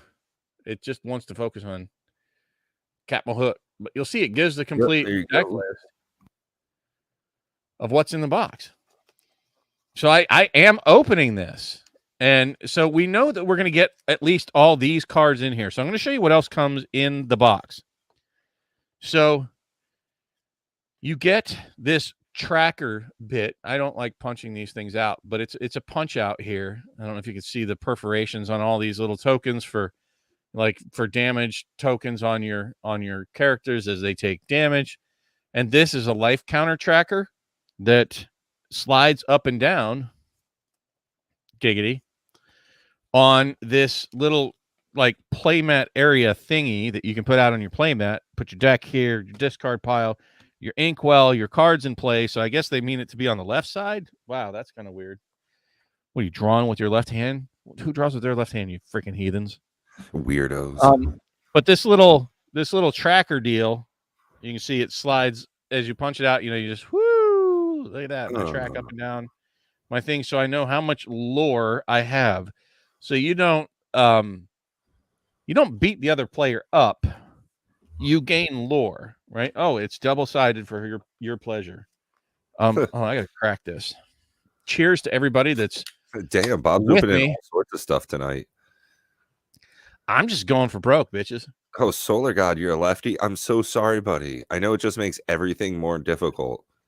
So another neat little touch that they did is they have this biodegradable, paper-ish wrapping. Oh, it's like wax paper or something. Yeah, wax paper for their packs. And we'll go ahead and we'll go into that. And we'll make you all stick here as long as possible for view hours. Yeah, exactly. Oh yeah, and thank you everybody for helping us get to 1,000 subscribers. Oh yeah, we did that this week. Yeah. Well, you did that this week. I'm just a sponge that lives off of the work that you and Matt do. Really, it's not like you live off of any of this shit. You go to work for a living. Like I'm just saying. So yeah. let's talk about the anatomy of the cards themselves. Oh, I didn't even show you. So they have this Joker in there. Pants are right-handed. A brief explanation.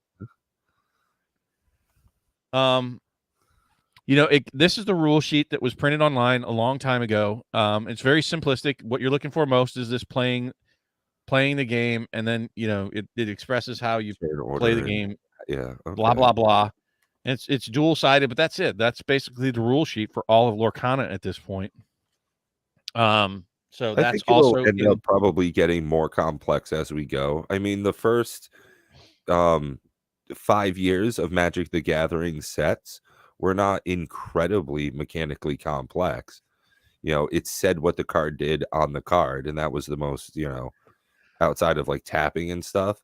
I think into Mirage, they just had that tiny little booklet that was inside the packs and the deck boxes. You're a tiny little booklet. I am. So I'm just. Do you want me to zoom in tighter on the cards so that you can see them?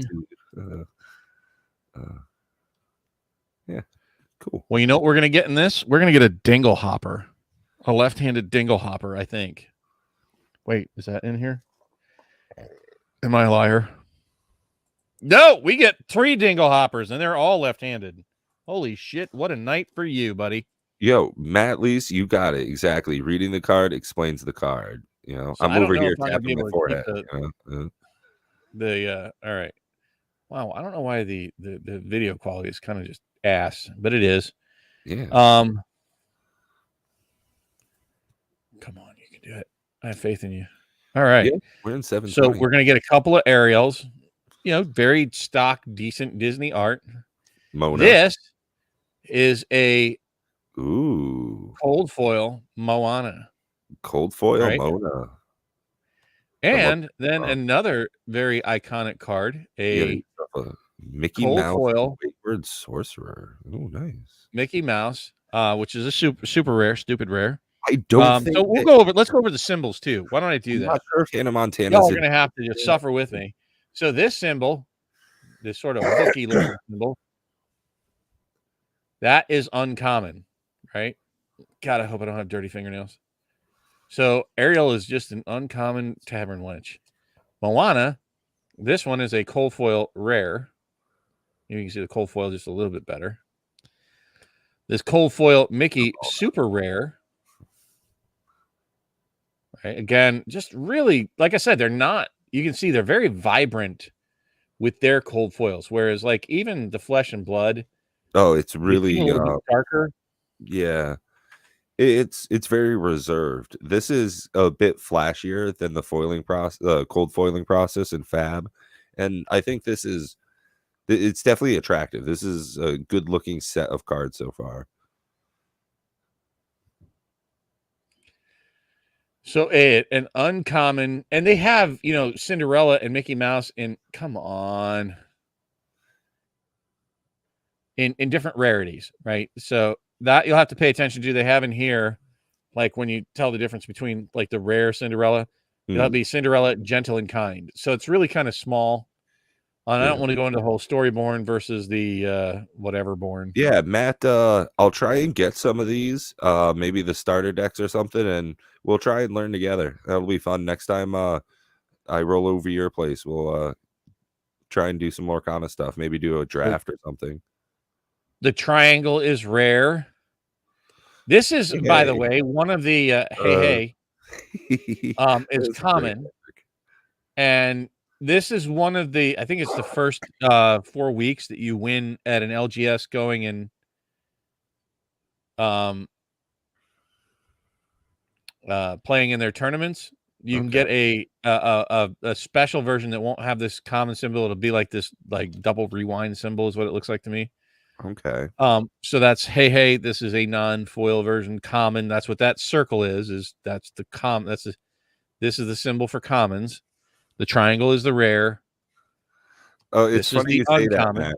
Like when we've discussed behind the scenes and just on stream and stuff about people who are like huge Disney heads, wicked fans, you're what comes to mind for me. Like I knew your house because it had the big Mickey thing on it when I went up to the door. And like you were saying, Bob, you think of when you think of Mickey Mouse. That's just so iconic. Yeah. So we get a couple of Mickeys in here, uncommons, lots of uncommons in this deck for sure. And there's a Minnie Mouse, the beloved princess. And just kind of like show you the difference. So here's 3 different versions of Mickey alone, right? You have Mickey Mouse Musketeer for the promo card here. But you have a 4th one down there for the Wayward Sorcerer. Yeah. The Brave Little Tailor. Yeah. Like I said, you can see it here. This is how you distinguish it. And then the True Friend Mickey. Got some Minnie Mouse commons here. There we go, Lil Stitch. He's pretty popular in a lot of them because they have like this overlay mechanic that if you have like a cheapie, he costs 1 to put into play. And if you have one in play, you can play a bigger one of him for cheaper. It gives you like a that is legitimately funny. You made me laugh out loud. He's gonna yuck someone up. And I haven't been drinking tonight. I am, but I can't drink when I open. So we're gonna pause on Be Our Guest for a second to just take a sip and dry my hands off. All right. Yeah, one of the things I like about you better still be here. Oh my god, that's so good. The layout of the cards is interesting. Very where appealing. They decided to put the title of the card below the artwork symbolizes to me that they want the artwork to be the most premier part of the card. Yep, time capsule still here. Like that's the most important thing to them is the artwork. And right there, Hakuna Matata. Like that is a classic image to me. And who didn't just start singing when they saw this? Who didn't? Go punch yourself in the nuts. Right. I believe Bob is currently drinking those watermelon hard Mountain Dews. Yeah, oh, and I love the watermelon one. That's by far the best one. Oh, dude, Coach, me too. Honestly, I have not been this excited for a Magic the Gathering product in like a year. And when I can get my hands on some boxes, if y'all want, I'll just reserve that for you, fine folks. All right, as I promised, for Mr. Roberts' table, here we have it: the left-handed Dingle Hopper. Not once, not twice, but 3 Thrones. left-handed Dingle Hoppers just for you. That's what I'm saying. Interesting. Oh, dude, this is the card that I just think is sick as F. Right? I'm so Dr. glad this is in here. Facilier. All right, so let's read what he does. I What don't is even that know who he is, from? but the artwork is dope as shit, very Halloween-y. But let's look Huh. at what he does. Agent Provocateur. Shift 5. You may pay 5 resource to 'Cause play he's this on normally top of one of 7. your. Okay. So Yeah. if you have another So you may Dr. pay 5 Facilier in play, resources you to can put shift on him. top of one of your characters' name into your shadows. Whenever you use banish and challenge, you may return that card to your hand. Wow, that into the shadows is a very powerful ability. It seems. Dude, that's what I said when I saw him. I'm like, what? So like, he's Mr. Graveyard Recursion. Like, woo! That's a good card. He's got 3 lore. He's a 4/5, so he's got a fat butt. He's hard to get rid of, man. He's And from so, the like, in Princess essence, and the like, if you Frog. had this guy in play, this cheap one for 2 early on, so you don't get to 7 ink. Hey, what up, Well, you only Benson? need 5 to shift him over top of it, right? To put him on top of it. So it's a Kill very, food very, shadow. like, very good card. I think that Dr. Facilier is gonna be, ultimately, like I said, I'm really putting serious thought into Yeah, this for game. sure. Super on I'll get theme, into man. them all. Yeah. That it just looks like a lot of fun, right? Rush is just like ace This for artwork is like the challenges. stuff I make proxies of. Like these look phenomenal to me. And like you said in our private chat before, oh, you got Jafar. Come on, you're killing me with how good this looks. So Dude, I'm telling you, it's like, yeah, no offense, but this just blows away other up and comers as far as the artwork goes. okay, To and me, honestly, for Pinball so Field. you also have like the nerd geeky gamer. Like it's weird to me sometimes when people have like pretty ladies on their cards for Magic, right? It doesn't sit well with like what's going on. But now you got like the hot Disney princesses from when I was a kid. It's like, holy moly, you got Jasmine. Look at this. Like, yeah, I know it's made for kids, but dang, and this just looks phenomenal. So bright, vivid. Like we were saying in our private chat, they do have Mr. the Benson. best artists in the world, and it's showing. Dun dun dun dun dun dun dun dun dun. No, quit Like, it. We can't do any. We can't do 6 seconds of that. was that 6 We're at seconds? I'm 1,000 sorry. subs now, Bob. Oh Come on, wow, we're demonetized. Wow, you just broke my heart. Another great card.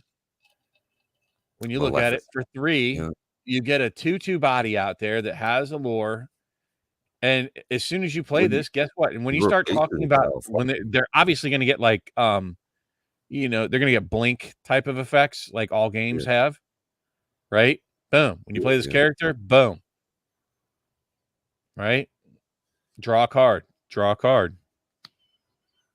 Card advantage is huge in any game. This one included. He kind of sucks, but he's only 1 casting cost with a 3 butt. Yeah, real, cheap.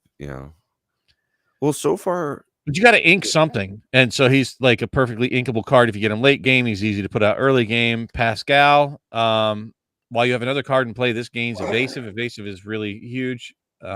Means it can only be challenged by other characters that have evasive. How many cards are the deck, Bob? 60. 60. Interesting. Okay. Oh, dude, Rafiki, look at you casting some magic and stuff. But just, I mean, you got to say it that like the art is just unoffensive, appealing, well drawn, stylistic. Uncle All right. Remus. I don't understand. I don't know what it's from. Maybe it's not in this deck if that's an actual Disney reference. I don't know what he's referring to. And Sven. Yeah, Richie says he is Largette. actually offended. The wardrobe offended him. He's like, what do you mean? Okay. No, he's just trolling. She is kind of chesty. Oh, snap. Look at you with your puns. He's getting it. So this is another one of the cards that you can get in promo version. Yzma. Oh, man. I loved The Emperor's New Groove. I watched it just a couple of weeks ago. God. Like, again, throwing back to like how many IPs they have access to and things that I grew up with a lot of this stuff. This is phenomenal. Yeah. As a character who calls 3 or more can sing this song for free. Draw 2 cards. Dang. She's got some big draws. And that is that for the deck, folks. So that is the Amethyst Amber. I think is what this is called, the Amethyst Amber, the yellow and purple deck. This is probably like if you get randomized and get this as a starter deck. That's a good one. This is a good one for the starter decks. Like it certainly feels like the most powerful. Here we go. Where are you at? Hold on, before I crack the seal, and I'm going to put it right up next to the. Well, I can't. Shit. He's like, I can't do any of the damn autofocus. Well, I can't. I'm trying to like do it to where I can ASMR it and still satisfy. Come on, time capsule. You still here, buddy? Come on, say a word. I'm about to lose money just for you, my friend. I want you to feel the Semper Fi that not all packs are good. There's no way this can be good. Yeah. Because I've already popped too many good packs. And thank you very much. Yeah, that was an awesome experience. Thank you. Capsule's still here with us. All right, here we go, folks. How painful is this shit going to be? I'm going to get like some rare garbage like Olaf or something. Not even a playable. And we're going to slow roll it. So let's go into like, do you guys want the anatomy of opening the packs too, by the way? Like what it's like for the wrapper. So they're really nice to open, by the way. Okay. They tend to like. Okay. Yeah, that seems like an easy rip right down the seam very easily. They're not like fighting with the damn pack. It doesn't totally trash it to open it, so you can just shove them right back in here as a like temporary safekeeper. So the very back card here, this one that you can scan with your QR if you want to right now, but it'll just take you to like the Lorcana site. It creates a 4-card picture scene of Mickey, right? Of the brave little tailor, as you yeah. He is, like I said, he's a poster child. Hence, we made the little statue of this. Hopefully, it's starting to come together for y'all now. So that's like the very back card. All right, so we're gonna slow roll this. Oh, I don't think I have a Peter Pan yet. There's a lot of them I don't have. Oh, cool. Oh, damn it! I really want the focus to be good on this one, guys. Son of a monkey's butt. All right. Well, we're just MICKEYMOUC.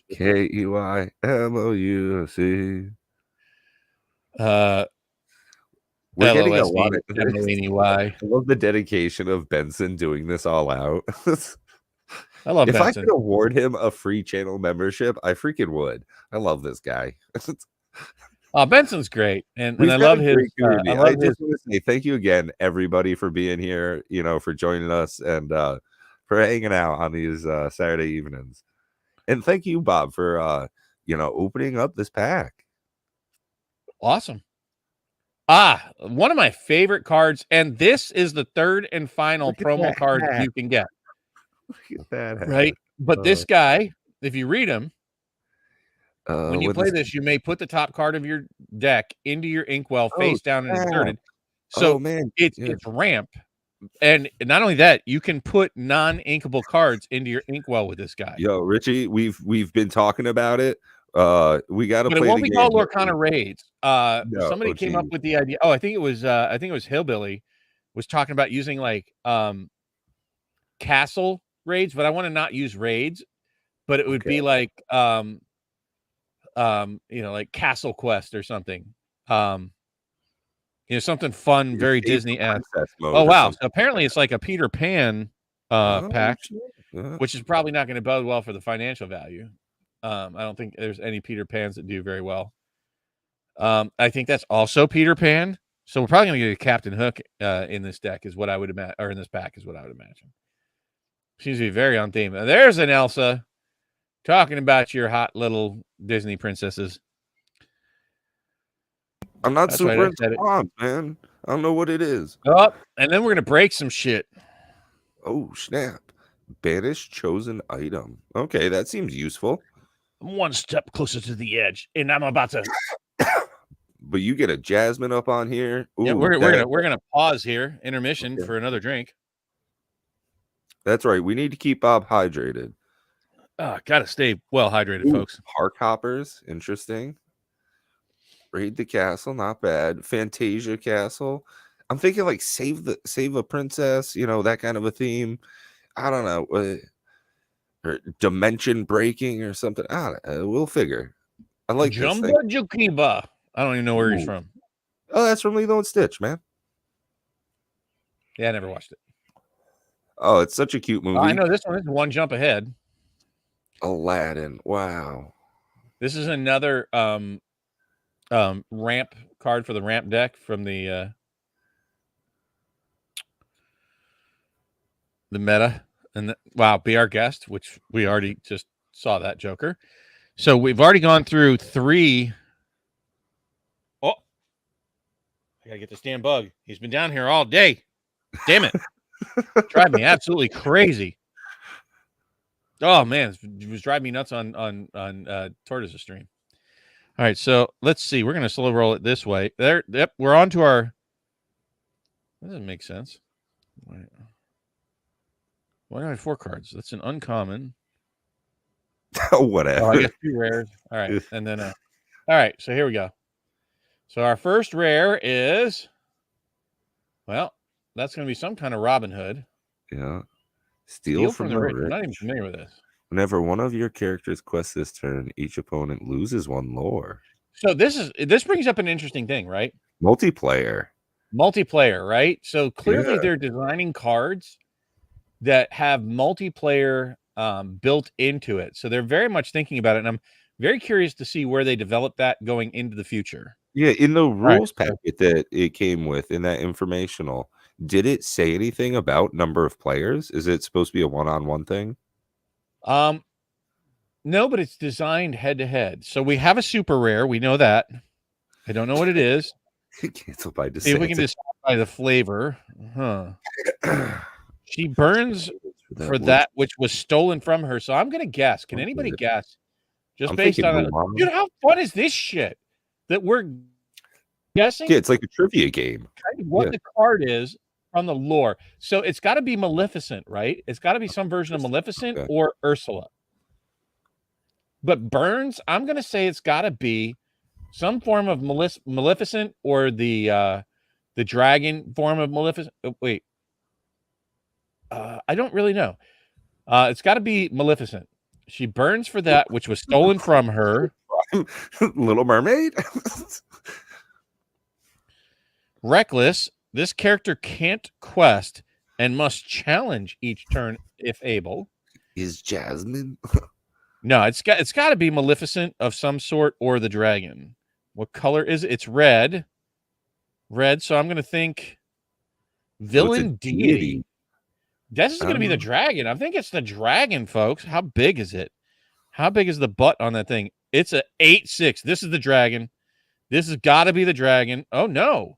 Oh no, I'm totally wrong, folks. Teka, the burning one. From Moana, I think. I have no clue. I never saw Mona. Does anybody know this? Inside Out? I don't know if that is.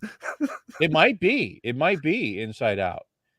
Damn. Yeah. Anybody? We have anybody that knows for sure. Island from Moana. I think it's got to be Moana from just the name. Teka sounds very kind of Pacific Islander-esque. Right. All right. So our foily, it's a rare. It's a rare foil. Oh man, if that's a Lilo, God, I'll be so happy. I don't know who Goku Gaku Kumatori is. Kumatori. Hmm. So, no idea. Let's see if we can get some flavor text help here. All a mob needs is a push in the wrong direction. Definitely not going to be Lilo. All a mob needs is a push It in the might be wrong like a direction. sorcery card, like one of those songs or whatever. No, it's definitely not. When you play this character, ready chosen character, they can't quest for the rest of the turn. Yeah, I just don't know the cards. Yeah. Let's see. So I don't know. It's red and it's an instigator. Lifu. No clue. Oh, that's from Beauty and the Beast. Yeah, I mean, I can it? tell from the artwork that it's Beauty and the Beast, but I don't know who that is. But that is definitely a foil etched rare. Probably not worth a whole lot.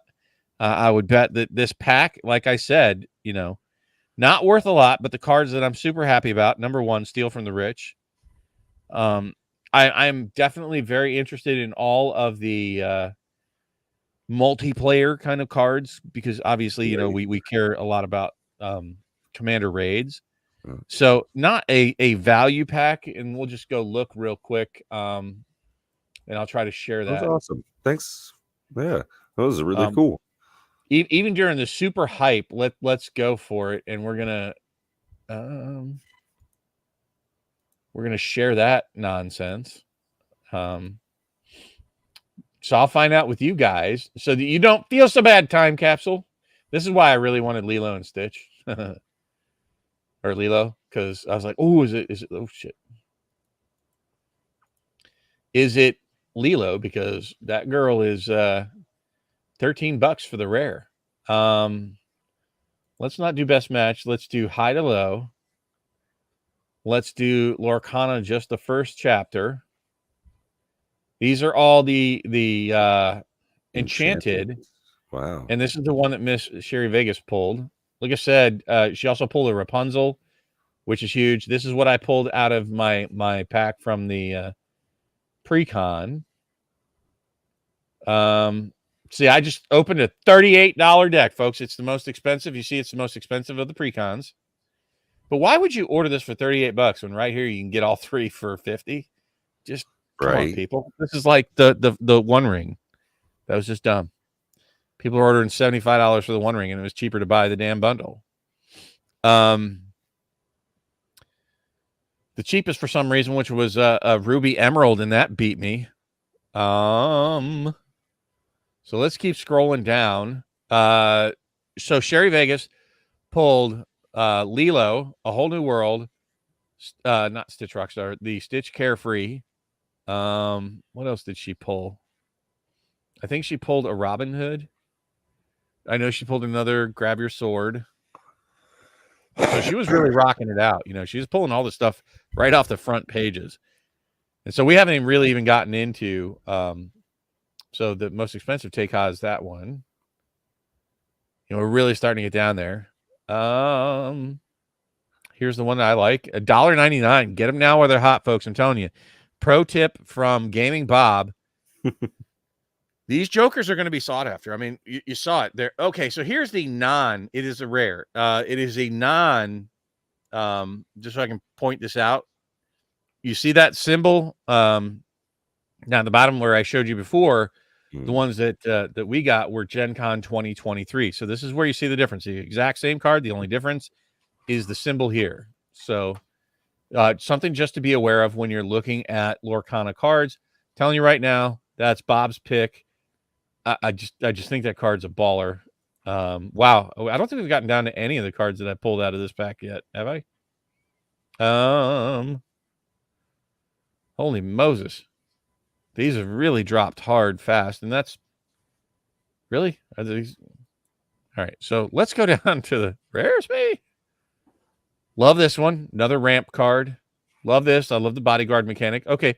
So there's our Nope, that's not the Fool. right Leaf. All right, so there's our Teika the Burning one. That was a super rare we got, worth all of 57 cents. Where's the other one? What else did we get? We got Lifu. I haven't even seen. Did anybody see him? Did I pass him up? And Steal from the Rich. And now we got clocking. Okay, so Steal from the Rich, a whopping 14 cents. The Mickey Mouse, a whopping 14 cents. So you're seeing these cards just literally plummet through the floor. So don't feel bad. Like I said, this is not going to be a super moneymaker game. Don't look at it like Magic where you're cracking value. I think it's gonna really lie in the like enchanted cards. Those alternate versions, those are gonna be the chase cards. I think those are gonna still stay front page cards. Probably drop a lot in value once people are able to crack boxes, but still be, the sought after ones. Well, I think ultimately though, these prices aren't going to stay at this. So there's our Lifu. Let's see what he is for the cold foil. So 49 cents, basically $1.50. Cold foil. Oh, wow. We're rich now, folks. He's $4 card in cold foil. Awesome. So he just basically stalls out your opponent for a turn. Kind of like buys you. And one turn makes all the difference in this game. I'm going to say that right now. Very swingy in the way of things. So there you go. Hopefully, now you don't feel so bad about cracking a bad pack there, Time Capsule. Your pack was probably better than mine. And I don't mind. I thoroughly enjoyed opening all of this. That's a big part even if it's worth 0.0, I am stupid happy I got to share the experience with you guys. I'm this glad was I was here for a lot of fun. There was no salt here. It's new. And I'm going to say it right now, just like in the beta of Magic, and it's maybe not going to be just like that, but if this game sticks around, these are going to be the cards that are ultimately going to have a lot more value, right? Sure, sealed is going to go up more than non-sealed, but play it. Enjoy it. It's not ridiculously priced. They're making it available. It's very bad that your LGS Time Capsule, and I've said this before, I'll say it again, and I'll say it right to my own LGSs. I share the LGS with Hoey Moist. And I overpaid for what I got on day one, on release day last Friday. But I'm okay with that. It was day one. I got an Illumineer trove. I got a gift bundle. I got enough boxes to touch. Imagine how irritated I'd be if I didn't have anything to open right now. So I had something in hand at the time of this, and I paid that premium for it, and I am 100% okay with it, right? And I hope all of you will be too if you touch this product in this way, giggity. And I hope that you all got to enjoy it along with me. So I think that Disney's going to have sort of that it factor, where even if the financial value is just not there, does it really matter that much? It shouldn't, right? Because it was fun. And that's I don't remember who said it earlier. Forgive me. I've had a couple drinks in me, but thanks, Coach. That games are meant to be fun, right? That you're supposed to do something fun with them. We can make it not fun in a variety of ways. We can either be too competitive, right? Yeah. We could try to win so much and get that extra 2 packs from our LGS. Yeah. We can try hard and be the best person and make the optimal moves at a table when we're getting together with people and just make it miserable looking at you, BBD. Love you. I would give you a reach around, but I'm not playing against you in a competitive fashion because that would make me want to punch you. That we can do it in a financial way where we buy $15 packs and get pissed off that we didn't get anything of financial value. But was the opening fun? I have no idea how much I lost here. I don't care. Well, right? so I there's need one way the to look at full it though, playset. is that you didn't pay for that pack separately. It comes in the box itself. Well, I mean, So just you opening paid it to all get the together. I starter know pack. that down the road, this sealed, deck is going to be worth X amount more than what I'm opening right now, right? That like I'm losing that value, a la these But you also need play pieces, like that to these be able to packs play that the I just game. keep sealed that BBD sent me. I'm sure he Yeah. intended for me to open them, but they made. Here's the thing: these things, when he sent them to me, made it 10 years without being opened. So that to me feels like blasphemy. If he specifically messaged me and said, "Bob, open those packs," I would. And like when I opened, I bought one of those stupid cubes, and I got it. I don't even know where it is. An invasion pack somewhere, Yeah. and I didn't open it because it made it 20 years without being opened, and it Yeah, I have a deserved pack to of survive. Homelands and Fallen Empires sealed for the same reason, just for the being a collector. But I'd say have fun with it, right? So you could break the fun by spending beyond your means. Mm.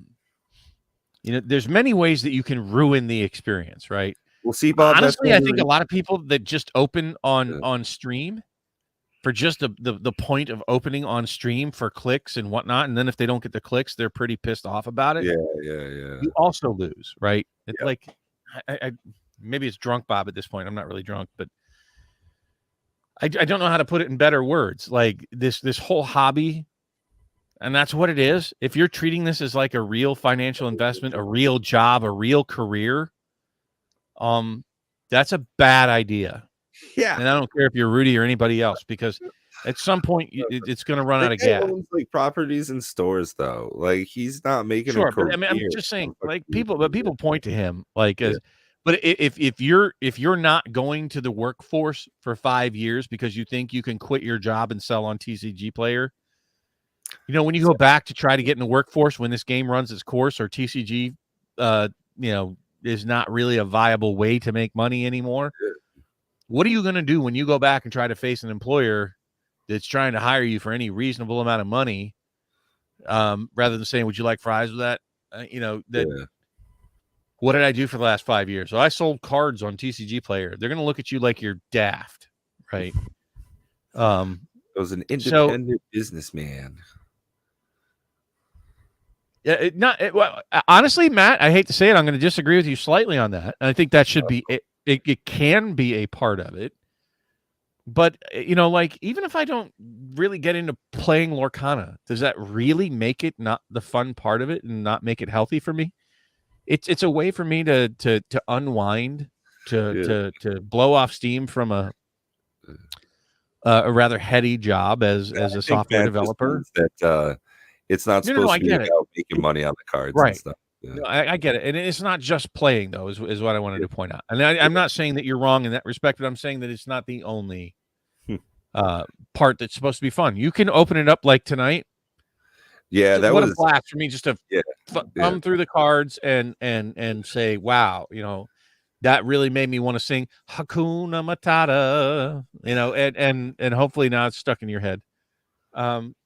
It's a whole new world.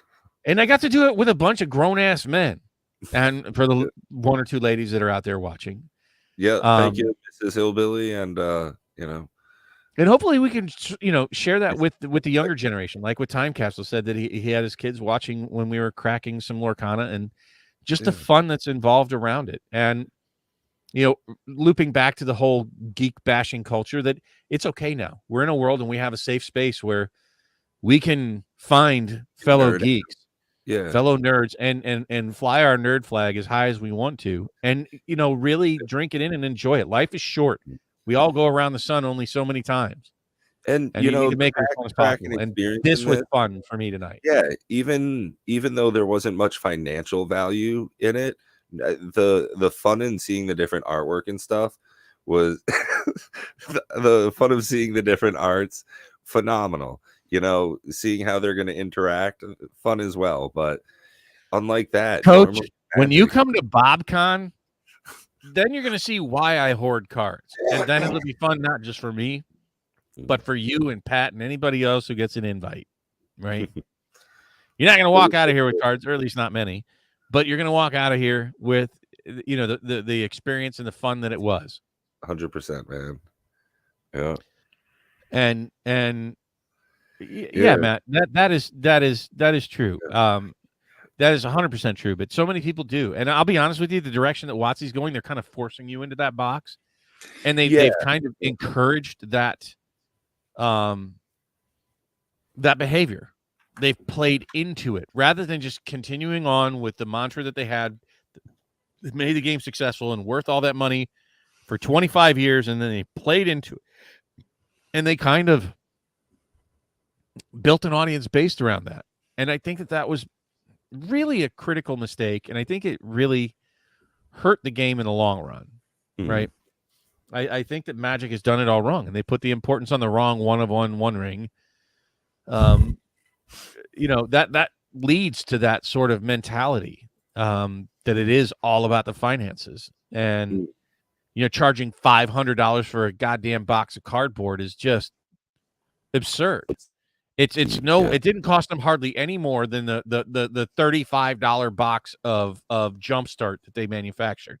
It's just the same kind of cardboard with the same kind of ink, went through the same presses and the same distributors, and they're just trying to bilk everybody, and it's a feel bad. And they built that market in the wrong way. I hope Lorcana learns from a lot of the mistakes of Magic. The reward cards at Bob's. I'll tell you, I'm not going to say it. I promise. But yeah, I appreciate the humor in that, Robert, and certainly, you know, I don't know whether you want to be called Robert or Rob or Bob or whatever, but you're on my list of invitees if we ever do it. We just got to get it past Miss Sherry Vegas, the lovely Miss Sherry Vegas. What's funny is I have Prime on a list too, but it's for a different reason. What's that? I said I have Prime on a list too, but it's for a totally different reason. Is that like a Mr. Deeds kind of list? Or yeah. Steve Buscemi? No, that wasn't Mr. Deeds. Was that Mr. Deeds? I think it was, wasn't it? Was Steve Buscemi? Where he's keeping the list and lipstick on the wall of all the people that he wanted to kill. Yeah, right. I think that's what that was. Great. I'm looking forward to that we're going to be doing a D&D like 4-hour thing with the people from AAW Games. They're you know, the module writers that we ended up meeting at Gen Con, and Matt's in talks now. So I'm pretty sure Prime was down for doing that. So I think we just need to find a fourth, and we'll be ready to rock on there. I think we'd probably be able to roll even without 4. But you know, we're talking with lots of other people, and it's not me, honestly. I mean, I try, but Pat has been amazing at getting I have real high quality. Really lucky with how we've been fortunate. I mean, and a shout out to all the people that have been guests on our show. I'm amazed by the caliber of people that want to share their time with us, including Mr. Dual Brain, who doesn't ever want to show up on our stream when I'm here. But I love that. And he doesn't want to jump on the stream when I'm here either. Oh, Coach, they are going to. They are absolutely going to. It's going to get printed 100%. A lot. Yeah, there won't be any like dumps. It's just that it's going to be always available. The dump's going to be like right up front. Like, they're going to dump it next Friday. So just be aware of that. And you saw the card prices already, folks. There's just a handful of cards that have any value at all. And those cards, they're going to drop through the floor. Yeah, probably have. I think it'll be the regular TCG. Oh, I think it's going to be worse than that. I think it's going to be much worse than that. I think it's going to be way worse than that. Oh, I bet they drop 75% would be my guess. If they're going to print as much as they're talking about, why would it not? When there's just a fraction of the print run in circulation already, right? Like everybody sold out. Like this product I got all last Friday, right? And everybody sold out everywhere.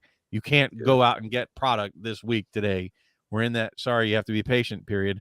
But after next Friday, it's going to be common as water, guys. So, you know, don't pay for that bottle of water in the desert. It's about to get wet, you know. And It's going to get printed into the ground. Brace yourself for that. But what that means is it'll be available. And then you can enjoy it too with your family and kids and whatnot. And then hopefully someday in the future, maybe there'll be some value to these cards, but the real value is in the community and the playing, and they're not exorbitantly expensive. So don't pay the ridiculous prices right now. Don't pay the $15 a pack. Don't pay the $11 a pack. $43.50 a box or something. I think that's what it was at Gen Con, was like $145. So don't go wild paying ridiculously inflated prices. You know, whoever buys those graded promos that I'm going to sell is going to be an absolute idiot for paying those prices, in my opinion.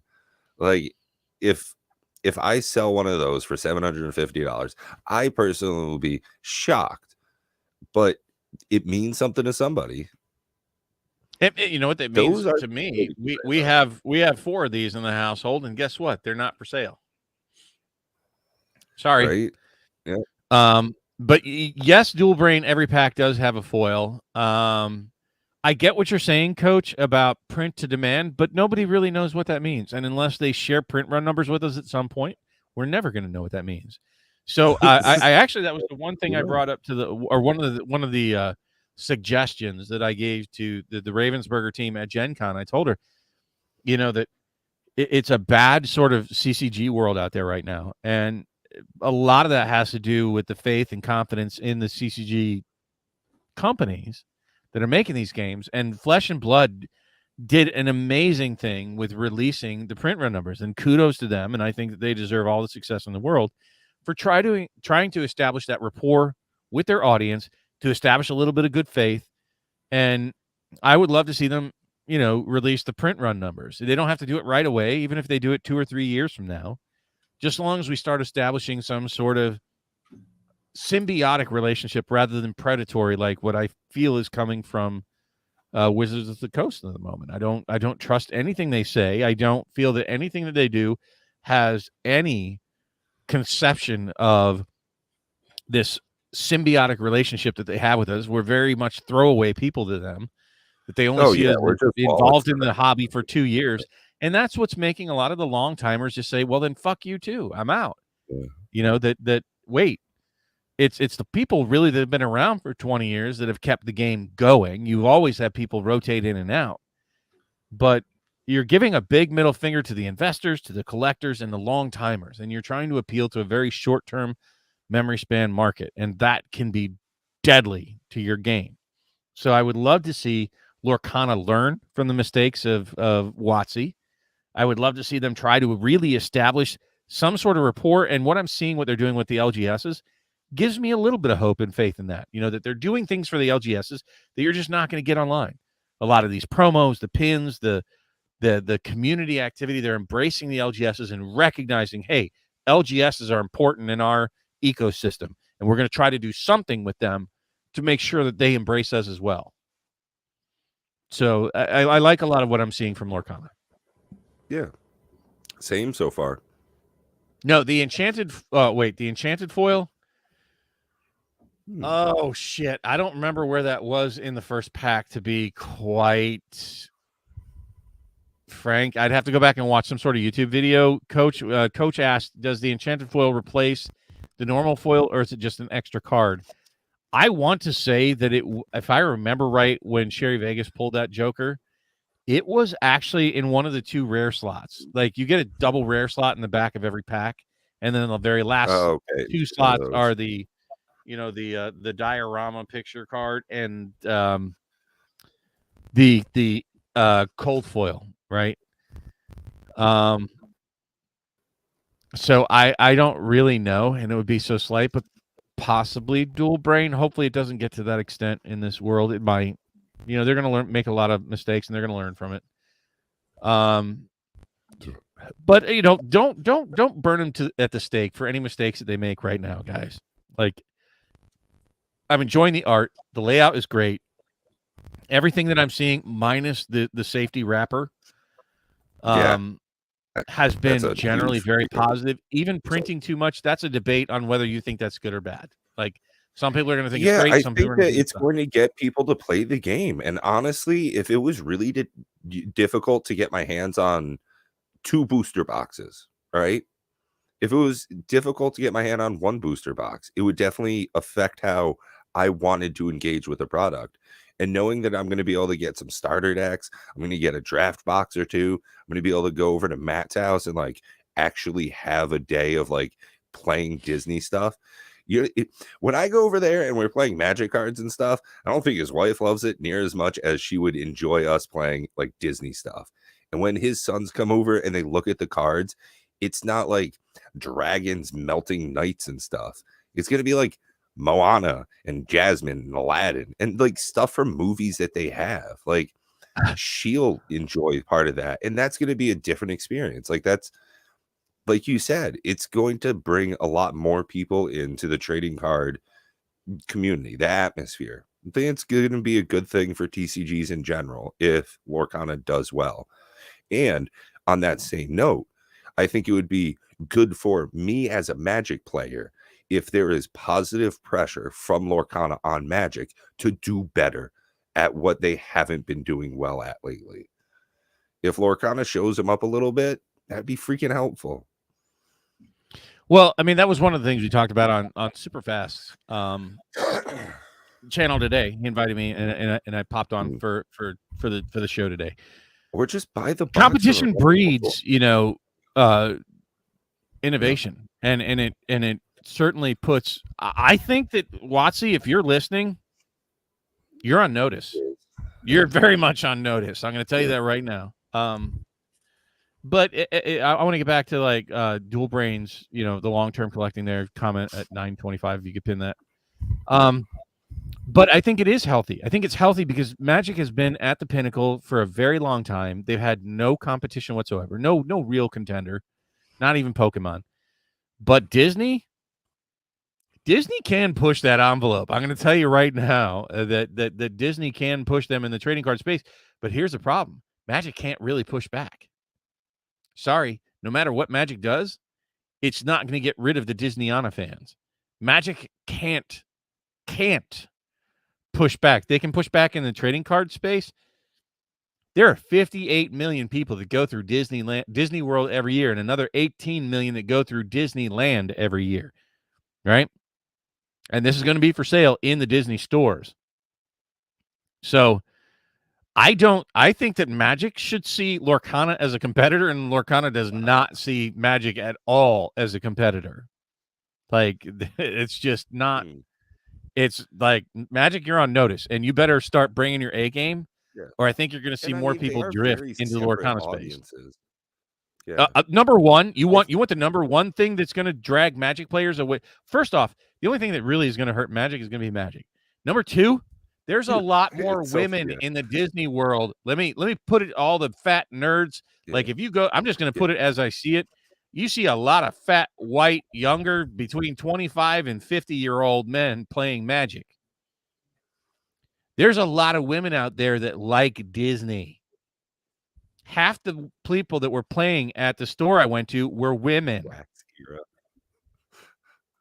So on notice again that the demographic has shifted hard. Yeah, it's definitely going to have a much wider audience. It's something that appeals to more women. Like, when you go into the game store and you notice that all the women are on this side of the room playing the Disney shit, and you're going to start talking shit about it, and you got all the fat dudes on the other side with their plumber crack playing Magic.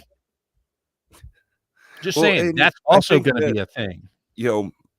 A mom playing with her child is going to be a much more likely occurrence than it would be in Magic the Gathering. Yeah, just, dude, like, there's so many different things. The ones that see this as a competition and Lorcana's going to fail because of Magic, understand?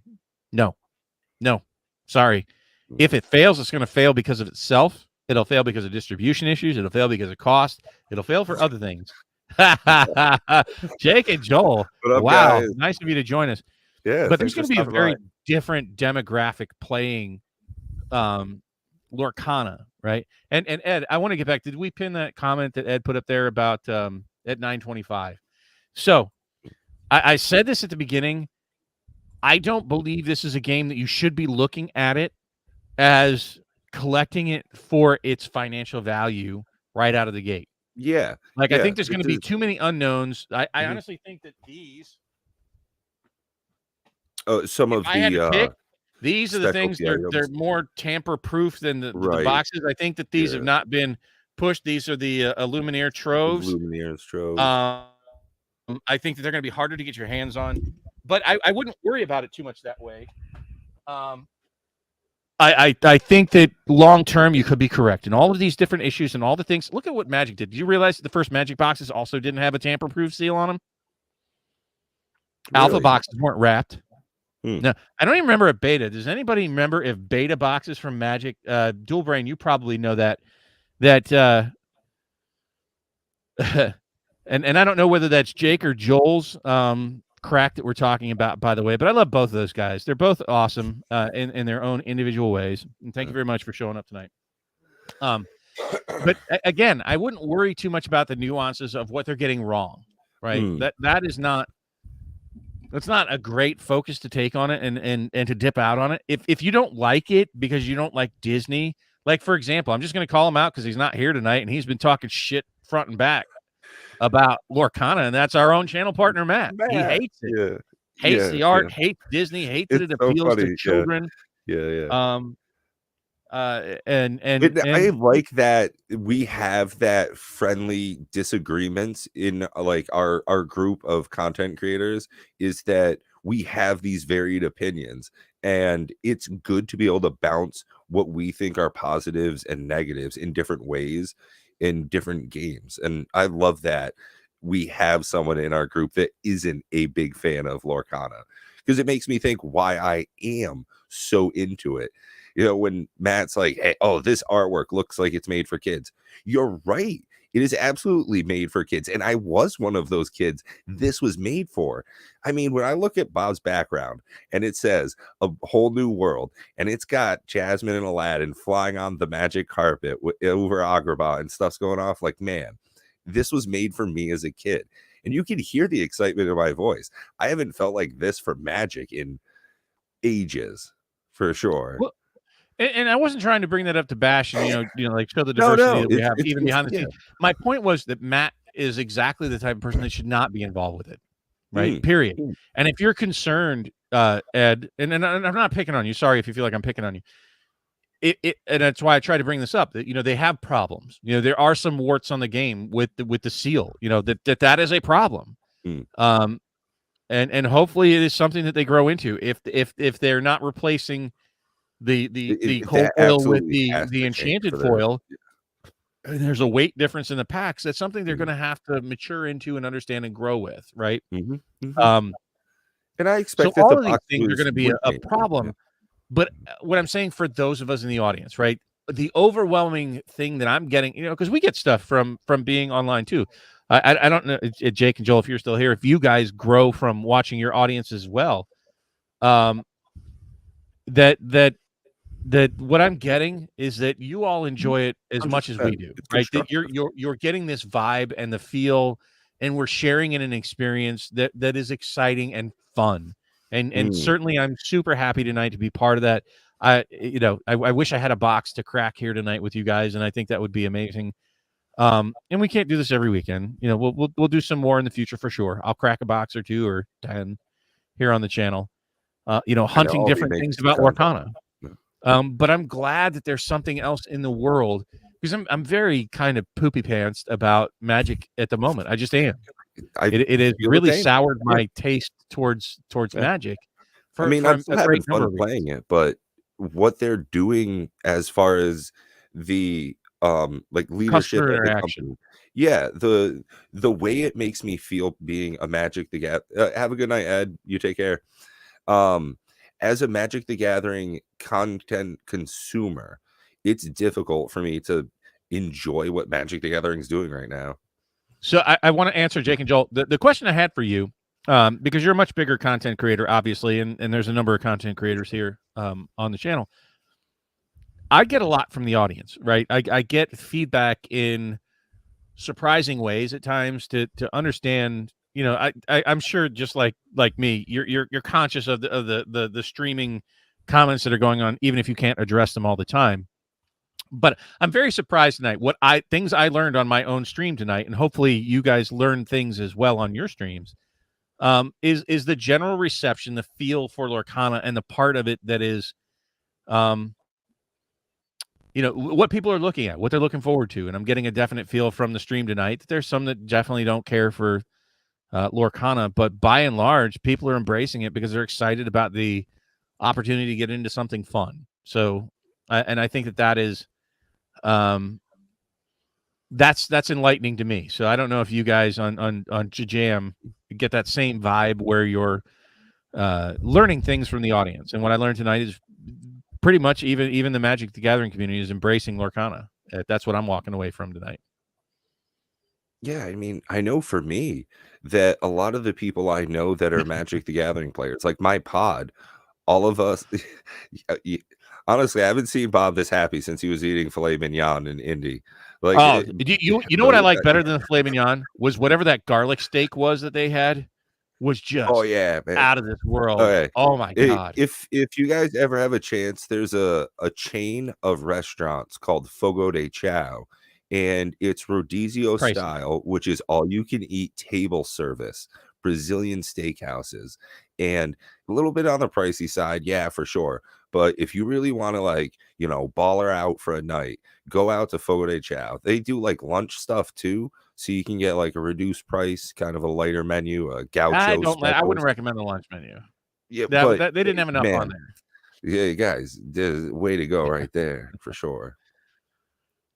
So no, whatever that garlic was. But did you take that picture? I asked you to snap that picture when I was eating the freaking filet mignon. Oh God, that was so good. I think I might have.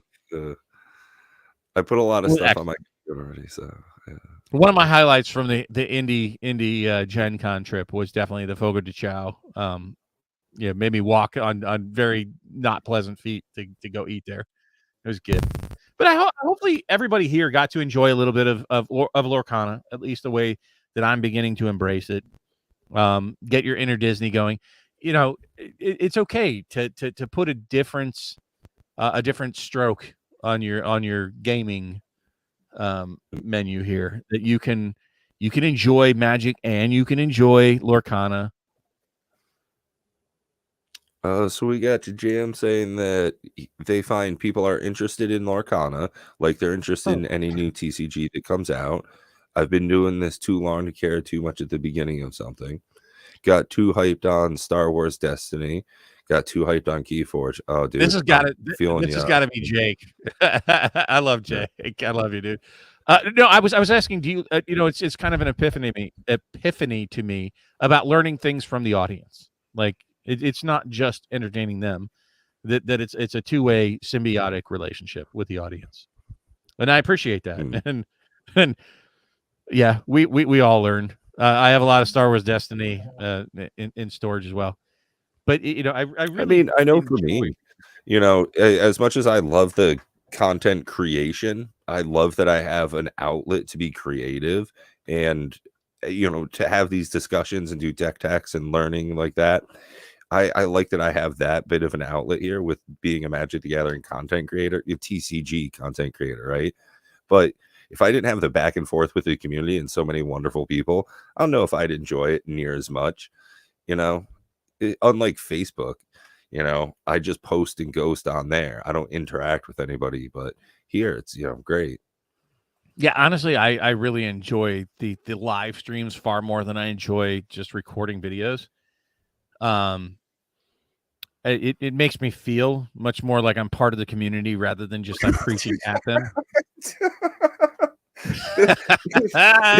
See, we're learning things all the time. Like it's strong enough for a man, but made yeah, we sure learn from comments all the time, dude. Well, life's a learning experience. Yeah, well, Joel, on that note as well, though, I think it's about time because my back teeth are beginning to float. And I also have to work tomorrow on a Sunday, and unfortunately, I volunteered to do that. But thank you, everybody, for joining us tonight. It's been an absolutely wonderful this has been stream great for me. Thank you all for a pleasant evening on a Saturday night. And hopefully you'll tune in again next Saturday. Keep out an eye out on the content that Pat and Matt have been cranking out like machines. Dude, and thanks for helping us get over that he's got this 1,000 thing for subs. those shorts. He's killing it. Yeah, he got like a rhythm going down. He's got like a setup, and honestly, I expect to do some openings here pretty soon myself. I've got more cards that are super curled I want to expose to the humidity of Vermont. Again, you know, do you think they could curl back on themselves and make like that? Dude, like honestly, or something? Like, this is just so. This is I think on that note, we should probably say y'all have a wonderful evening. Thanks for being take care. awesome guests for us. Have a good one, guys and the gals.